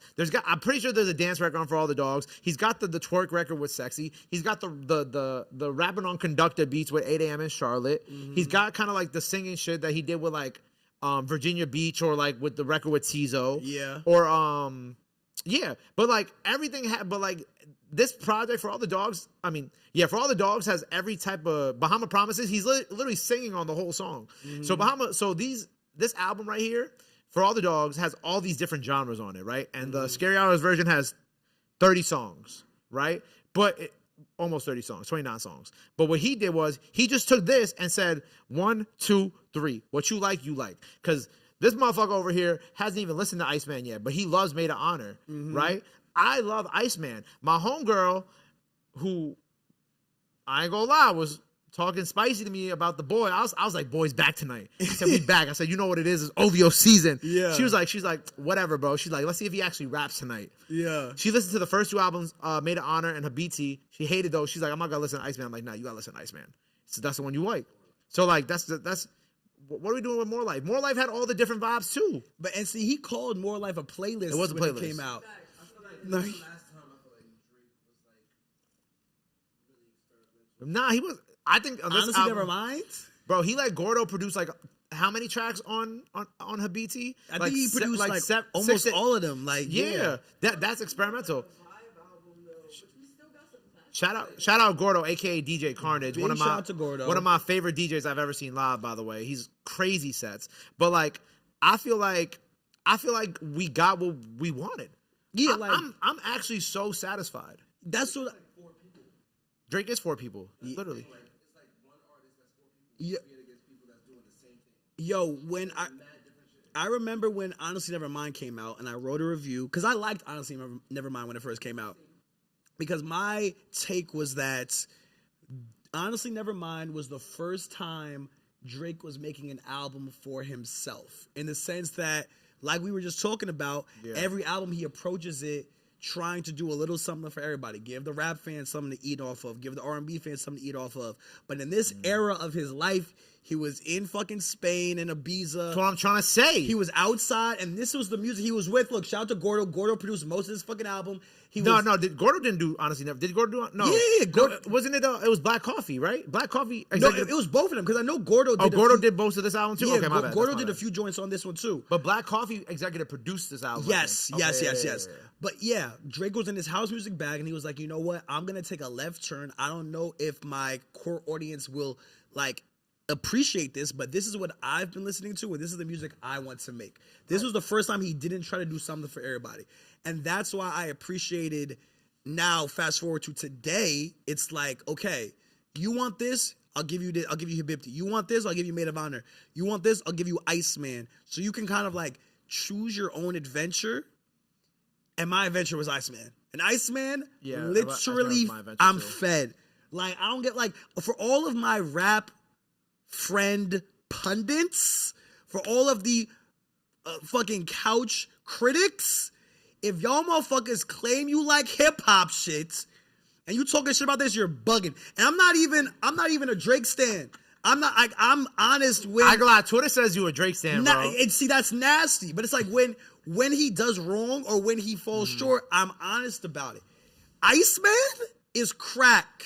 Like, if you thought he wasn't gonna throw subs, you don't listen. Because he was throwing subs at Pusha T for like 6 years after they little beef. For 6 years, he doesn't let go of a grudge. Right. So if you thought he was going to not bring this shit up, you're tweaking. I'm honestly just appreciative that, especially on that intro, Make Them Cry, he was honest. He was like, listen, like, I'm going through this shit right now. I'm mad paranoid. 2024 cooked me. But here I am. Words like Harry Potter, I'm the boy who lived. That wasn't even on the fucking track. I just made that bar up. Yeah, right? That wasn't even on the fucking album. That's why they be saying what they say about you online. Okay, bro. like, he's the boy who fucking lived. Word to Harry Potter. You say I'm not a bot. I'm not paid off. I get no tax. I get nothing. Let's get into Jordan's tweets real quick about Drake. You can leave this here. So a couple tweets Jordan has tweeted about Drake recently. My review on Iceman. The boy who lived somehow managed to come back with better bars than before. We're going to get to that. Stay there. Positive Drake review. This was paid off. Negative Drake review. Another Kendrick stan hating. That's real. That's just Twitter, though. And then you also said the Drake and Future reunion could have been better. Future sounded like he kind of phoned it. And I'm gonna give them a chance to get their chemistry back. Yeah, so let's touch on that. I feel like Future phoned that shit in. Like, I like the song, but Drake was going the hardest on that song. Like, Drake had like two verses. Big shout out to Molly Santana, who we were just talking about.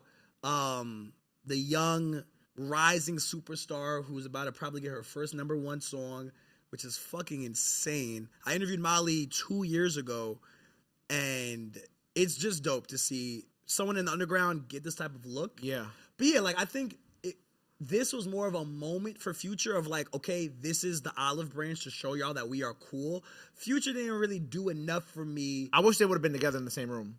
That too. Yeah, because actually, good point. I didn't even peep that in the video. Yeah. They are never physically together, which is a really interesting thing and really insightful of you to point out. But yeah, like, I like the song, but like, Drake does most of the heavy lifting. So I think they have more time to actually get their chemistry back. They weren't playing together, making music together for a little bit. Yeah. But I also saw a tweet someone else made. It was like, Future deadass won out of this whole situation because Future had not like that. Future had a fucking #1 record with fucking Like That and what was the album that I was off of? We Don't Trust You. We Don't Trust You. So he got the benefits of that side of the beef, then kind of stepped away, and then came back and is now going to be on this #1 fucking album. Yep. #1 song too. And #1 song. So he never got any of the shit. And even like when Drake responded to all the beefs, all the disses, he was like, Future Pluto shit made me sick to my stomach. We ain't never really been through it. Yeah. So it's like he just got out of this unscathed, which is very Future-like of him. But yeah. Also, shout out Molly, man, because I just want to say something. Talk about I it. put Molly on the radar it was really in 2022, but it didn't come out till 2023. Right. And when I put that shit out, this girl had tweeted, she's like, "Oh, I fuck with gay, da da da da," but like he be doing anything. And I was like, "Nah, y'all don't see the vision from Molly." And then this other girl I knew, I hope she sees this shit actually. This other girl I knew tweeted, she said, quoted the tweet and said, she said, laughing my ass off, for real, girl, I'm gonna have to call him. She never called me about that, by the way. And then when I seen Molly go on tour with Don, I thought about that tweet. And now Molly got a song with Drake. And I just want to say, I fucking told you.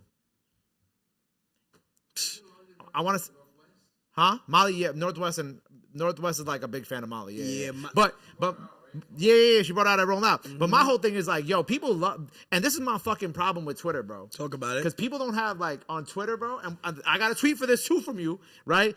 Jordan said, well, no, let me finish this thought and then I'll say the tweet.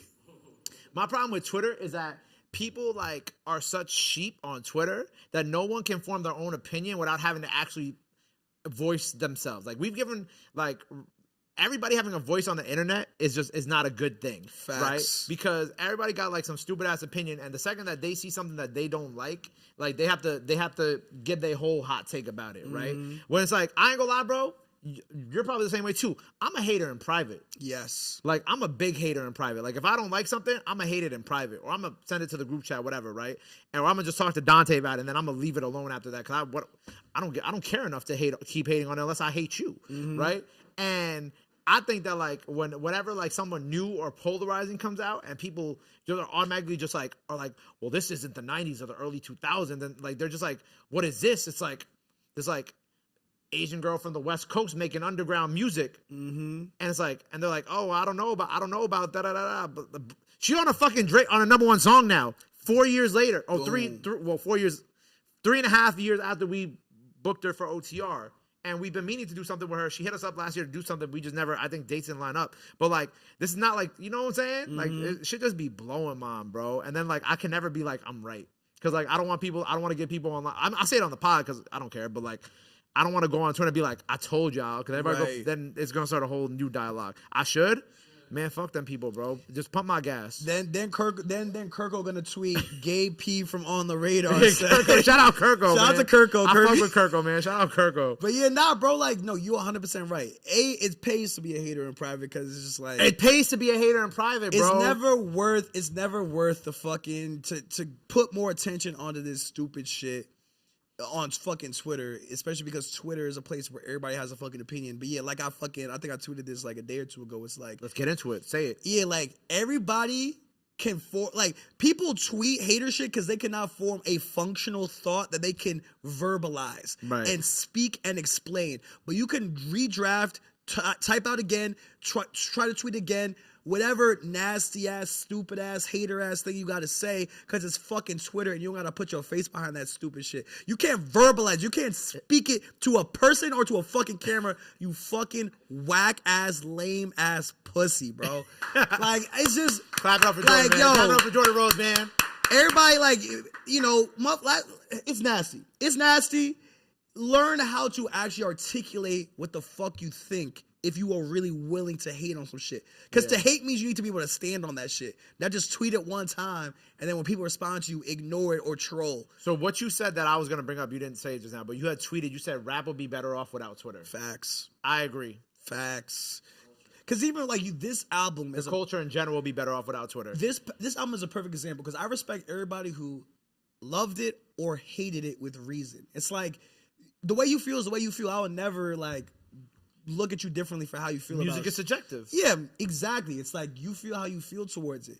But Twitter has made it a thing where everybody's opinions are magnified, but worse, you might inform somebody else's opinion by accident, in the sense of like, if you're someone who is easily influenced, persuaded, if like I'm like a 19-year-old kid listening to this album and I don't know exactly how I feel about it, rather than looking inwards and trying to figure it out, I'm gonna go to Twitter, and if somebody slightly pushes me one direction, I'm going to then adopt that opinion, which is like the worst thing that could ever happen to critical thinking and to music consumption. Because back in the day, motherfuckers had to actually form opinions on they shit and then share it and then infer from there where they go with it. Yeah. You know what I kind of noticed lately too? Because like, you know, when with OTR, like we find like people before they blow up. Right. So like, you know, the typical comment is y'all be letting anybody up there.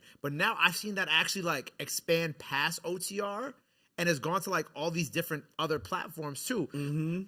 B-Jax just posted it. Yeah. Because they were like, oh, they be letting anybody up there. We're talking about B-Jax doing Rolling Loud. Yeah, they don't know that this motherfucker got hundreds of millions of streams. And did mad performances before Rolling Loud. Right. And I'm trying to think of another one. I saw they said that about somebody on Colors like not too long ago too.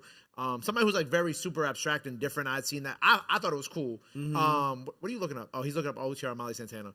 But like But anyway, but like I've seen that like expand now from it like it was never solely just an OTR thing, but like I've seen it expand now from like OTR to like other platforms. Like that's kind of like the main thing that people go to now whenever they just see something that they don't understand or they've never seen before, they don't like. It's like we've lost the ability to just like see something and be like, oh, this is something new and different. I either like it or I don't like it. To now they just assume that like people are doing anything. When it's not people are doing anything. It's like if we're doing things for a reason. Right. Target's putting people on Rolling Loud for a reason. We're putting people on OTR for a reason. You're interviewing people or talking about certain people for a reason. You did Molly Santana and Georgiana. I'm sure you got a lot of hate for doing Georgiana. For sure. You know what I'm saying? Georgiana got a song with Youngboy out right now. Yo, Georgiana gave me a great quote about... Shout out my sis. Yeah, shout out to Georgiana. Shout out to Molly Santana. Georgiana gave me such an insightful quote about her figuring out how to litigate her deal and like how she didn't sign the first thing that she got offered because she had a good lawyer. She did have a good lawyer. Shout out her lawyer, man. Yeah, and like how her lawyer was like, no, you shouldn't take this. You should take that. And like that was the quote that went viral because it was like she actually knew what the fuck she was talking about. Yeah. But it's like if you just judge a book by its cover or if you just listen to what someone else said about somebody without giving them a fair shake, you would have never even got to that point. That's the worst part about it. It's like you're not giving people the fair shake. You don't have to fuck with somebody, but at least don't fuck with them off of things that you have ideas and opinions you have formed. Not an opinion someone else formed that you adopt. That's what's my biggest issue with, I mean, Twitter in general, but especially when it comes to fucking music, something that you have to experience on your fucking own to really have an opinion about. Yeah, I agree. And I think, and you know, the reason why I said the pump my gas thing, I think TP, you know TP? Yeah, I think TP tweeted about that because, you know, we got the music industry graduates on Twitter. Oh, yeah. Yeah, we got the music industry graduates on Twitter. But kind of getting back to the main point here and talking about the boy, right? You said, like, and well, it's kind of lines up with what we're talking about. You said, I've seen such brain dead takes about this new Drake music, and I think what bothers me most is that people can't go back to what you said, cannot actually articulate what their thoughts are outside of tweets. And I think my biggest issue with the reception of this album was that it was like, you stayed up all night listening to it for the most part. I didn't listen to everything all night because I understood that I wasn't going to get my vibe off the first night. I needed to like live with it all weekend so I went to sleep. But when I woke up the next day and I was reading everybody's thoughts, like, you know, the tweets are like, let's say I woke up at like 10 a.m. The tweets are like 6, 7, 8, 9 hours old. But I'm like, there was people shitting on the album, some streamers too. And I'm like, bro, the album came out like, we're not even 12 hours into this thing being out and you guys are already talking about it. How can you guys like judge a body of work without living with it first? Exactly. Like, that's why I can never like give an opinion on anything once it comes out. Like, I need to like listen to it a meticulous amount of times. I need to be hanging out with bad bitches, listening to her BT, doing Molly or something. I don't know. Made an honor. I gotta be like uptown with some baddies with hookah. With Dante with hookah. You know what I'm saying? Iceman, I need to be hitting my PR in the gym. Real. You know what I'm saying? Or somebody needs to do me real dirty and I need to put on Iceman. Like, I don't understand like I get like the articulated opinions about, oh, maybe he hasn't grown, oh, maybe this is all about the beefs and the, you know, whatever. For sure. Which I definitely understand all those opinions and I think I value those opinions because I don't necessarily think that like those opinions are wrong, but I also don't agree with them. Right. And like I can articulate that. That's the biggest point. It's like I fully understand like my peers or friends who feel like, like I think this is just coming off bitter or scornful or like petty, and I don't like it because of that. I fully understand that and respect it. We don't have to agree for me to respect what you're saying. I respect what you're saying when you can articulate how you feel. Yes. If you're just like trash, And I ask why, and you're like, it's just because it's trash. I can't respect that. You know what I mean? It's like you have to be able to give some type of reasoning for your like or dislike. That's why whenever I review something or whenever I get on camera to say I like or don't like something, I make sure I have very exact reasoning for why. Same. There are certain artists who like I've had bad experiences with who I will have a personal bias against, but I won't put that into like my review of their music because that has nothing to do with the thing that they made. I feel like a lot of people, for rational reasons or not, have issues with a lot of these massive artists like a Drake, like a Dot, like a Cole, and they'll put their personal bias into their critiques of the music. So if you didn't like Drake for whatever reason that's outside of the music, you're going to put that into your critique, and then you won't really articulate that. And that's an issue. You know what I mean? It's like, I see that, motherfuckers had a problem with Cole because he pulled out of the fucking rap beef.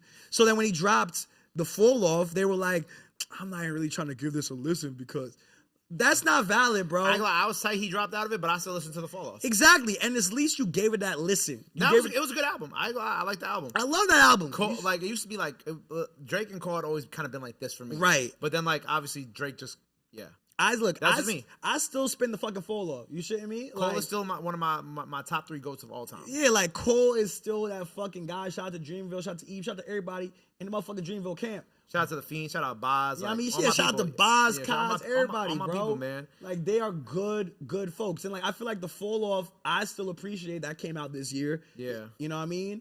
But it's like, yeah, like, people didn't give this album a fair shake, like, the Fall Off a fair shake because of any personal bias they had against Cole. Facts. And that's yes, we are innately as humans, we have biases towards everything. But it's our responsibility as functioning non-brain dead adults to acknowledge our biases and then operate accordingly, especially if we're in music. There's a lot of talking head podcast motherfuckers who are either ill-informed or just ill-equipped to acknowledge their biases and then make fucking opinions or takes as if they're fucking facts. Yeah. That's whack. I go lie. That's a great point, and I feel like with this album, with the boy and everything like that, look, you like it, you don't like it. I ain't gonna lie, if you got a problem with him rapping about the beef, I ain't gonna lie, if every person that I ever helped turned on me at the same time, I would be rapping about it 3 years later too. Right. Like, I ain't gonna lie, exactly. I ain't gonna lie, if you've never been betrayed before in your life, this album is not for you. Yeah, because you don't know what it's like. You don't know what it's like to see people actively turn on you in real time. And I'm also not trying to be that guy, but like, as successful people in the music industry, I literally the last week too, I've had like people come at me crazy. People who like was like once cool. I'm like, yo, because I just said no to them to do one time because I didn't want to do some extra favor for them. You don't know what that's like. I ain't gonna lie, I'm not trying to be that guy, but like, people don't know what that's like until they. Okay, he said be that guy. Well, y'all don't know what it's like until y'all are in this position. And a lot of people who are on Twitter will never be in this position. Yeah. Ever. And, like, that's kind of my problem. Like, bro, you were talking from a position. You're talking about a man. Like, granted, he is putting his art out there, so it's subjective, and you're allowed to judge him on his position and whatever, 1,000%. But you'll never be in that same position as him, so you'll never understand what it's like to be betrayed by people that you help become millionaires. Yeah, no, for sure. Or not. Well, he didn't make them millionaires. Let me rephrase that. Who? Huh? I didn't say credit. No, but he helped them. He helped them make millions. Yeah, for sure. Like, he took a lot of these people on tour, gave them features. Like, you think about all the people who got number ones off him, or not even just number ones, who charted on the Billboard for the first time. Molly's about to get her first ever number one, and Future about to get his number 3rd or 4th. One of those. Something like like that. Like, bro, that's not. I go lie. You got to just, you got to look at it objectively. But I understand that people on Twitter don't have like the same cognitive dissonance. But it's funny that we're talking about Twitter. This is the last thing I'm gonna talk about on Twitter. Is that we're both in the music industry, obviously, right? So I'm gonna bring up this tweet. Did you see this tweet that's going around today? I don't know which one. The music industry in 2026 tweet. I did not see this one. No. Okay. Clinton actually had quote tweeted it. That's why I was talking about it. But the tweet says, the music industry in 2026, write and produce your own music, mix it too if you can, post on social media at least 5 times a day, do your own graphic design, make sure you're cultivating a professional aesthetic, learn how to use meta ads, and do those yourself, book your own tours. And then Clint quote tweeted and said, you sound lazy, you're not built for this, go get a normal job.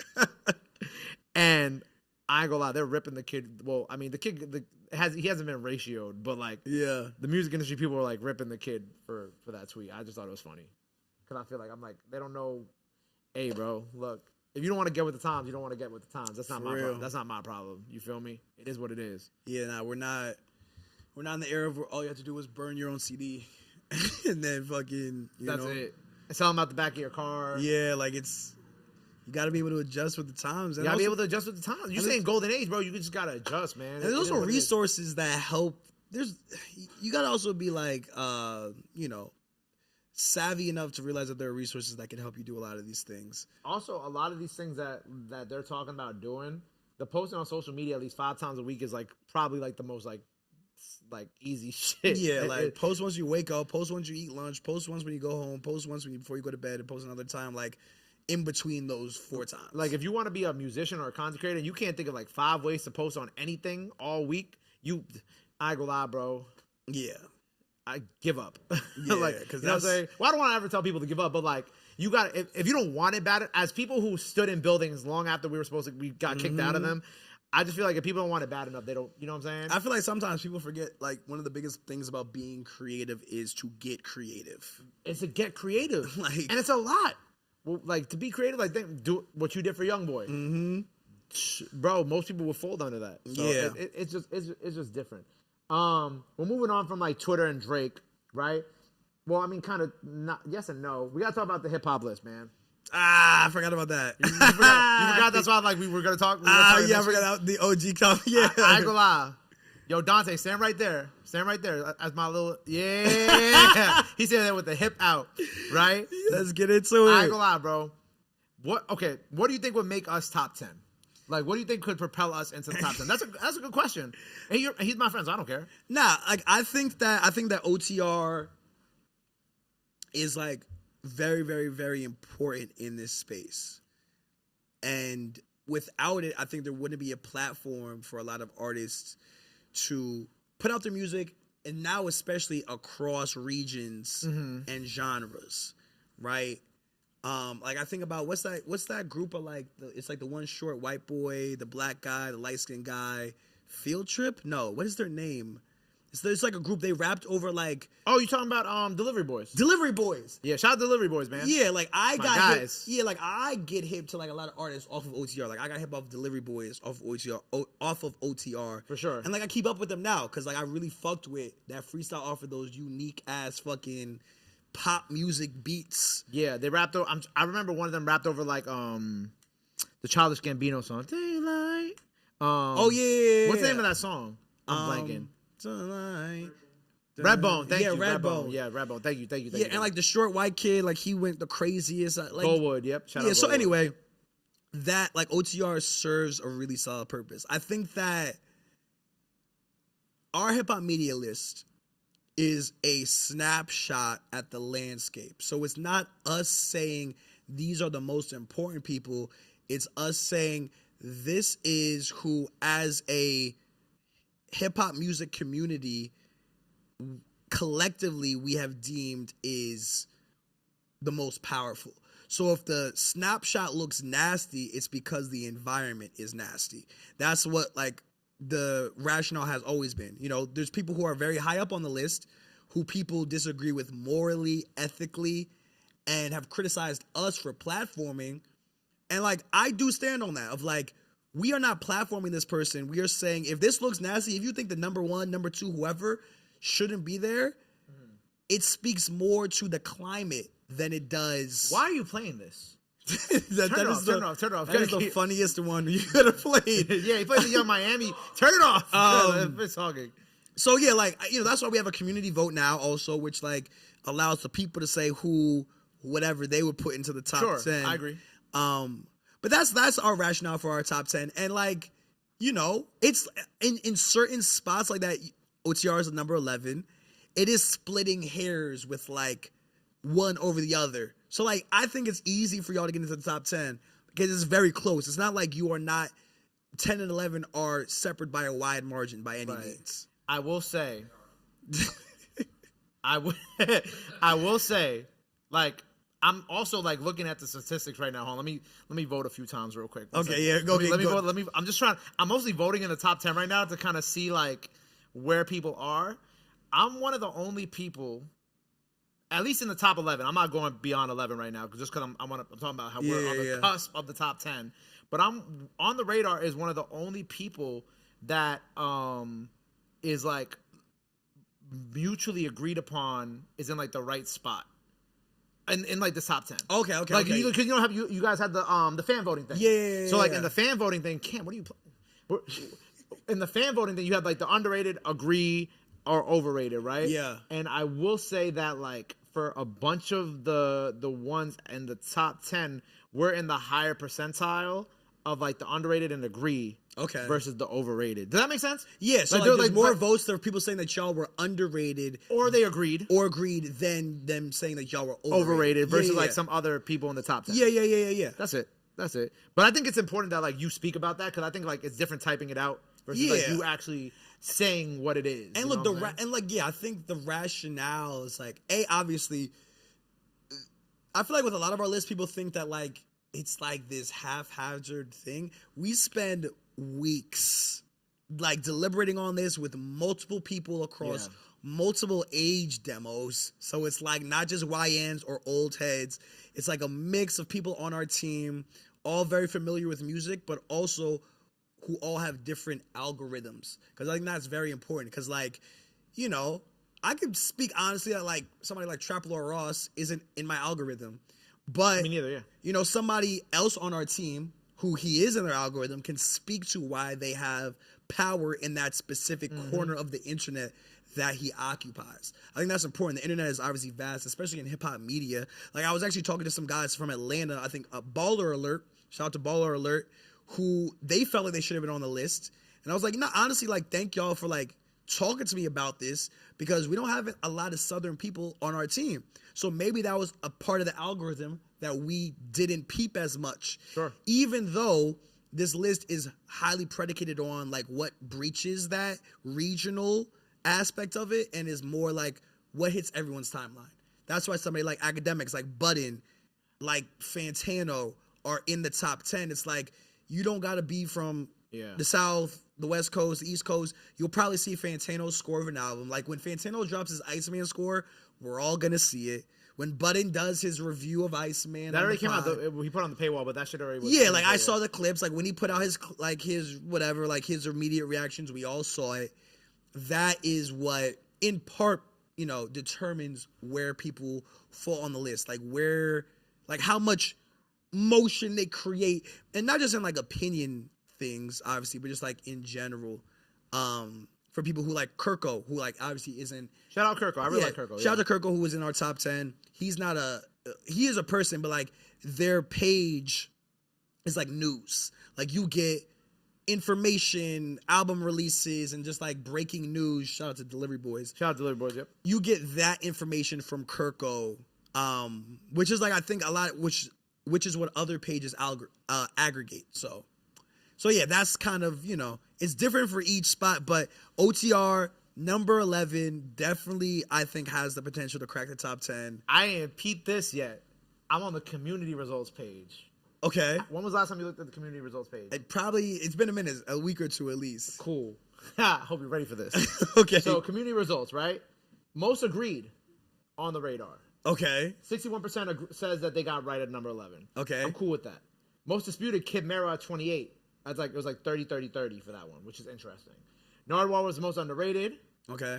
I do kind of disagree because I feel like Nardwuar hasn't done as much hip hop lately. He's just the most loved, which I understand. Like he's definitely the most loved though. Yeah. We love Nardwuar. Endearing figure, I totally get that. Yeah. Most overrated, Neon. Okay. Which I don't think Neon totally deserves to not be on the list because he did break people like Jello. The whole Jello thing really started because of Neon. That was one of his biggest calling cards for that. And Neon has been doing a lot of streams with hip hop artists that have kind of been like relevant, but I just don't know if top 20 was my personal preference for that one. Okay. I think people who do streams with artists who I think like they should be there, but it depends on like how like how newsworthy it was, or how like if they broke artists. Yeah, and like I think the thing with Neon, which I understand where the community vote is coming from, but our rationale was like, okay, Neon has the power to get anybody, like he had Young Thug on his stream. You know what I mean? It's like he has the power to get a lot of rappers on his stream because of the reach he has. He broke Jello, and even though he doesn't interview artists or he doesn't like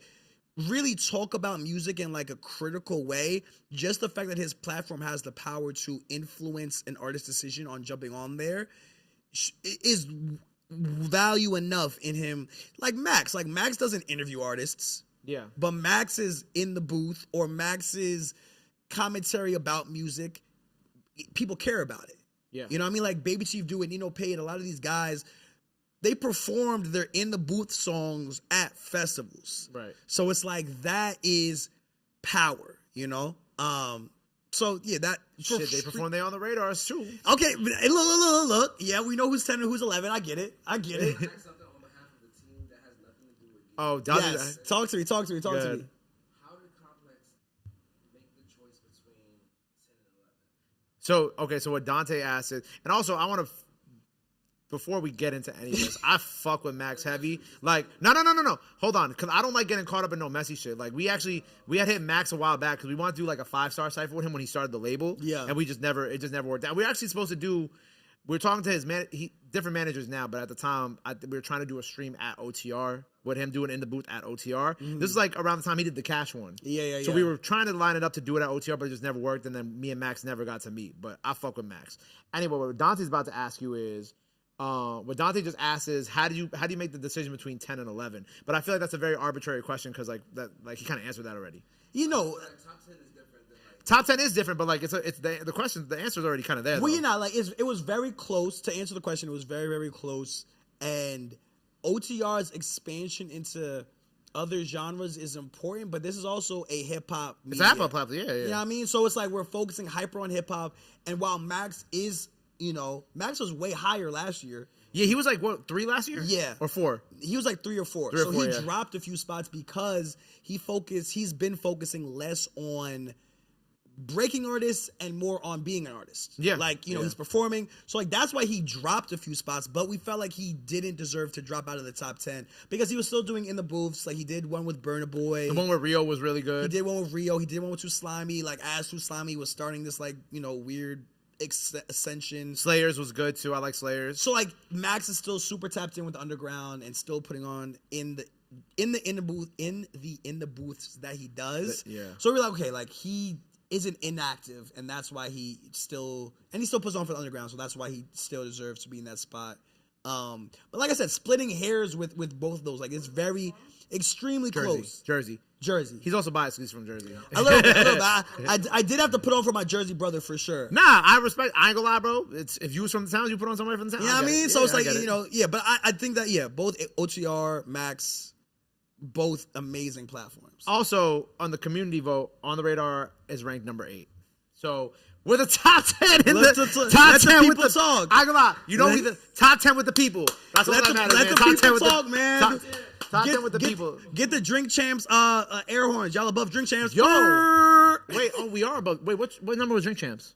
Like they're in like the 20s, I think. Oh, really? Okay. Mainly because like Nori and them, like they kind of like chilled a little bit. Like Nori is like on his health journey, and like I feel like there were fewer Drink Champs moments. Look, motherfuckers start getting healthy. They drop out a list of shit. Nah, like, that's crazy. Y'all see what they doing over there? And shout out to the OG Nori, you know what I mean? Like and the whole crew out there, like they show love all the time. I love them. But yeah, like just no, I'm not trying to get you in nothing, bro. I promise. Look, I trust me. Like I sat across from fucking academics and was talking about this bullshit. Yeah, you know I know. Act really challenged you. I fucked with that. He did, and I appreciate it too because I think it's important to talk about these lists because oftentimes you just will see the list. You won't go to it and read the blurbs and shit. You'll just look at it when Kirko aggregates it, and it's important to give context. I will say I was a little disappointed that more people didn't give their I'm sure it's hard to get in touch with certain people, but like people didn't give like the things quotes, quotes, because I think the quotes really added a lot of context to how people feel about hip hop right now. And I thought that was very important. That's why I responded to you immediately. I'm like, I would love to speak about this. Mm-hmm. And like that's why I gave so much credit to like other areas of hip hop around the world. People are bougie, Gabe. You know. I know people are bougie. You know, people don't want to fucking. People want to talk about this shit. Yeah, they want to put thought into rap shit. You know, even if they benefit off of it. But yeah, man, number 8. I go out. I appreciate you for that. Damn, I forgot where I was gonna go. I was gonna take this after this. Oh, I remember. So I gotta give like 2 people for next year. Okay, right. Talk to me. Emwell and 42 CEO. Yeah, I talked to them at Rolling Loud about this. Emwell and 42 CEO deserve to be on that shit. Emwell, like, I don't know CEO that well. I don't think we ever really got to meet, but I just think he's a cool guy. Emwell's my dog. Emwell interviewed me like years ago before anything. And like, I just think like, and also I think me and Emwell are both the same age. Yeah. So I think like, I love Emwell. He's such a kind spirit who cares about the artists that he works with. He deserves to be on it. Shout out to Emwell, shout out to 42. We spoke about the list when we were at Rolling Loud, and I totally agree that like more underground representation, like Underground Sound, UGS is on there. Yep, shout out my boys. Shout out to UGS. But yeah, I think that especially as the underground continues to expand and we see artists like Osama San, like Che, getting larger platforms, like Emwell did Osama San's interview like he was on Well his like show. Yeah, great show. A minute ago, like you quick. There it goes. Shout out to Emwell. Shout out to Well, and like Osama San was on that show like early on. Yeah, this episode was viral. Like I think he did this interview before we did. So like shout out to Emwell and Well. And 42 is just super consistent. Like he's posting every single day. He's posting underground news. He's posting news about Cardi, Opium, that whole genre and space. Like he really owns. Like, so I agree. I think that like next year having more underground representation, because that space is also important. It's not just about mainstream rap. And I really fuck with those guys. So I definitely want to try to make sure that. And they were in conversation. Like, we didn't forget about them. They were definitely in contention. It just got dicey with those last, what we did? Couple spots, yeah. Yeah, those last couple spots, it got super dicey. And it was just like, a matter of voting. But they will, my brothers, y'all are important to this space, and we'll definitely try to make sure that That's what I want to hear, man. That's what I want to hear. Give them their flowers. I think that's a good place to end it, because I feel like we've been talking for almost 2 hours now, right? Yeah, we've been talking for almost 2 hours. Yeah, I don't want this to be like the longest episode ever. But hey, man, like, look, I think that's a great place to end it. I think you provide a lot of clarity for a lot of people. Jordan, thank you for everything. What we got coming? Oh, we got the new show, right? Yeah. Re-Rank. We got Re-Rank. What else you got cooking up? What else we working on? New episodes of Re-Rank dropping every other week. As of the recording of this, one is dropping tomorrow. So it'll be out by the time people. Who's it with? You can say it. So it's not all music guests. So this one coming up is Stable Ronaldo. Oh, fuck. That's a great guess. Re-ranking our best streamers right now list. That one was shot when I still had hair, so don't be alarmed. And then we have French Montana and Max B. I guess this is the news. I'm not sure if I should have said that. Whatever. We have 2 rappers that are dropping at the top of June, re-ranking a very viral list that we did about a year ago. So exciting stuff with the re-rank. Still just grinding on the complex side. Appreciate my brother Gabe for holding a platform for everybody. It's like one of the few times I get to be interviewed, and I enjoy talking with my like-minded music brothers. So I appreciate you, man. Yo, Cam, turn this shit off. Sheesh. Hold on. My fault. Don't say what's on the TV. Turn it off. Turn this shit off, Cam. Go back to Iceman, man. I go out. Go Happy Drinker. Put Happy Drinker on. Yeah. All right. Anyway, man, go check out Re-Rank. Go check out everything my boy Jordan got out now. Incredible writer, incredible host, incredible person. Follow On the Radar, everything. Jordan, what's your thing? You have different ats on everything, right? Yes. So Instagram, it's saint.rose, R-O-Z-E. My last name is Jordan Rose, like the flower, but obviously that was taken. Twitter, it's J Rose the Return. And TikTok is J Rose, but really just Instagram and Twitter. You feel me? There you go, man. Well, look, make sure you check out everything he got going out right now. Go follow him on Twitter for all the hot takes. And keep it locked, man. Re-ranked out now. More interviews on the way. More content on the way. More. Netspend in the Pit Part 2 out now. Go check that out. Until next time, Frequency on the Radar. Gay P, Jordan Rose, Complex. We out. Bow.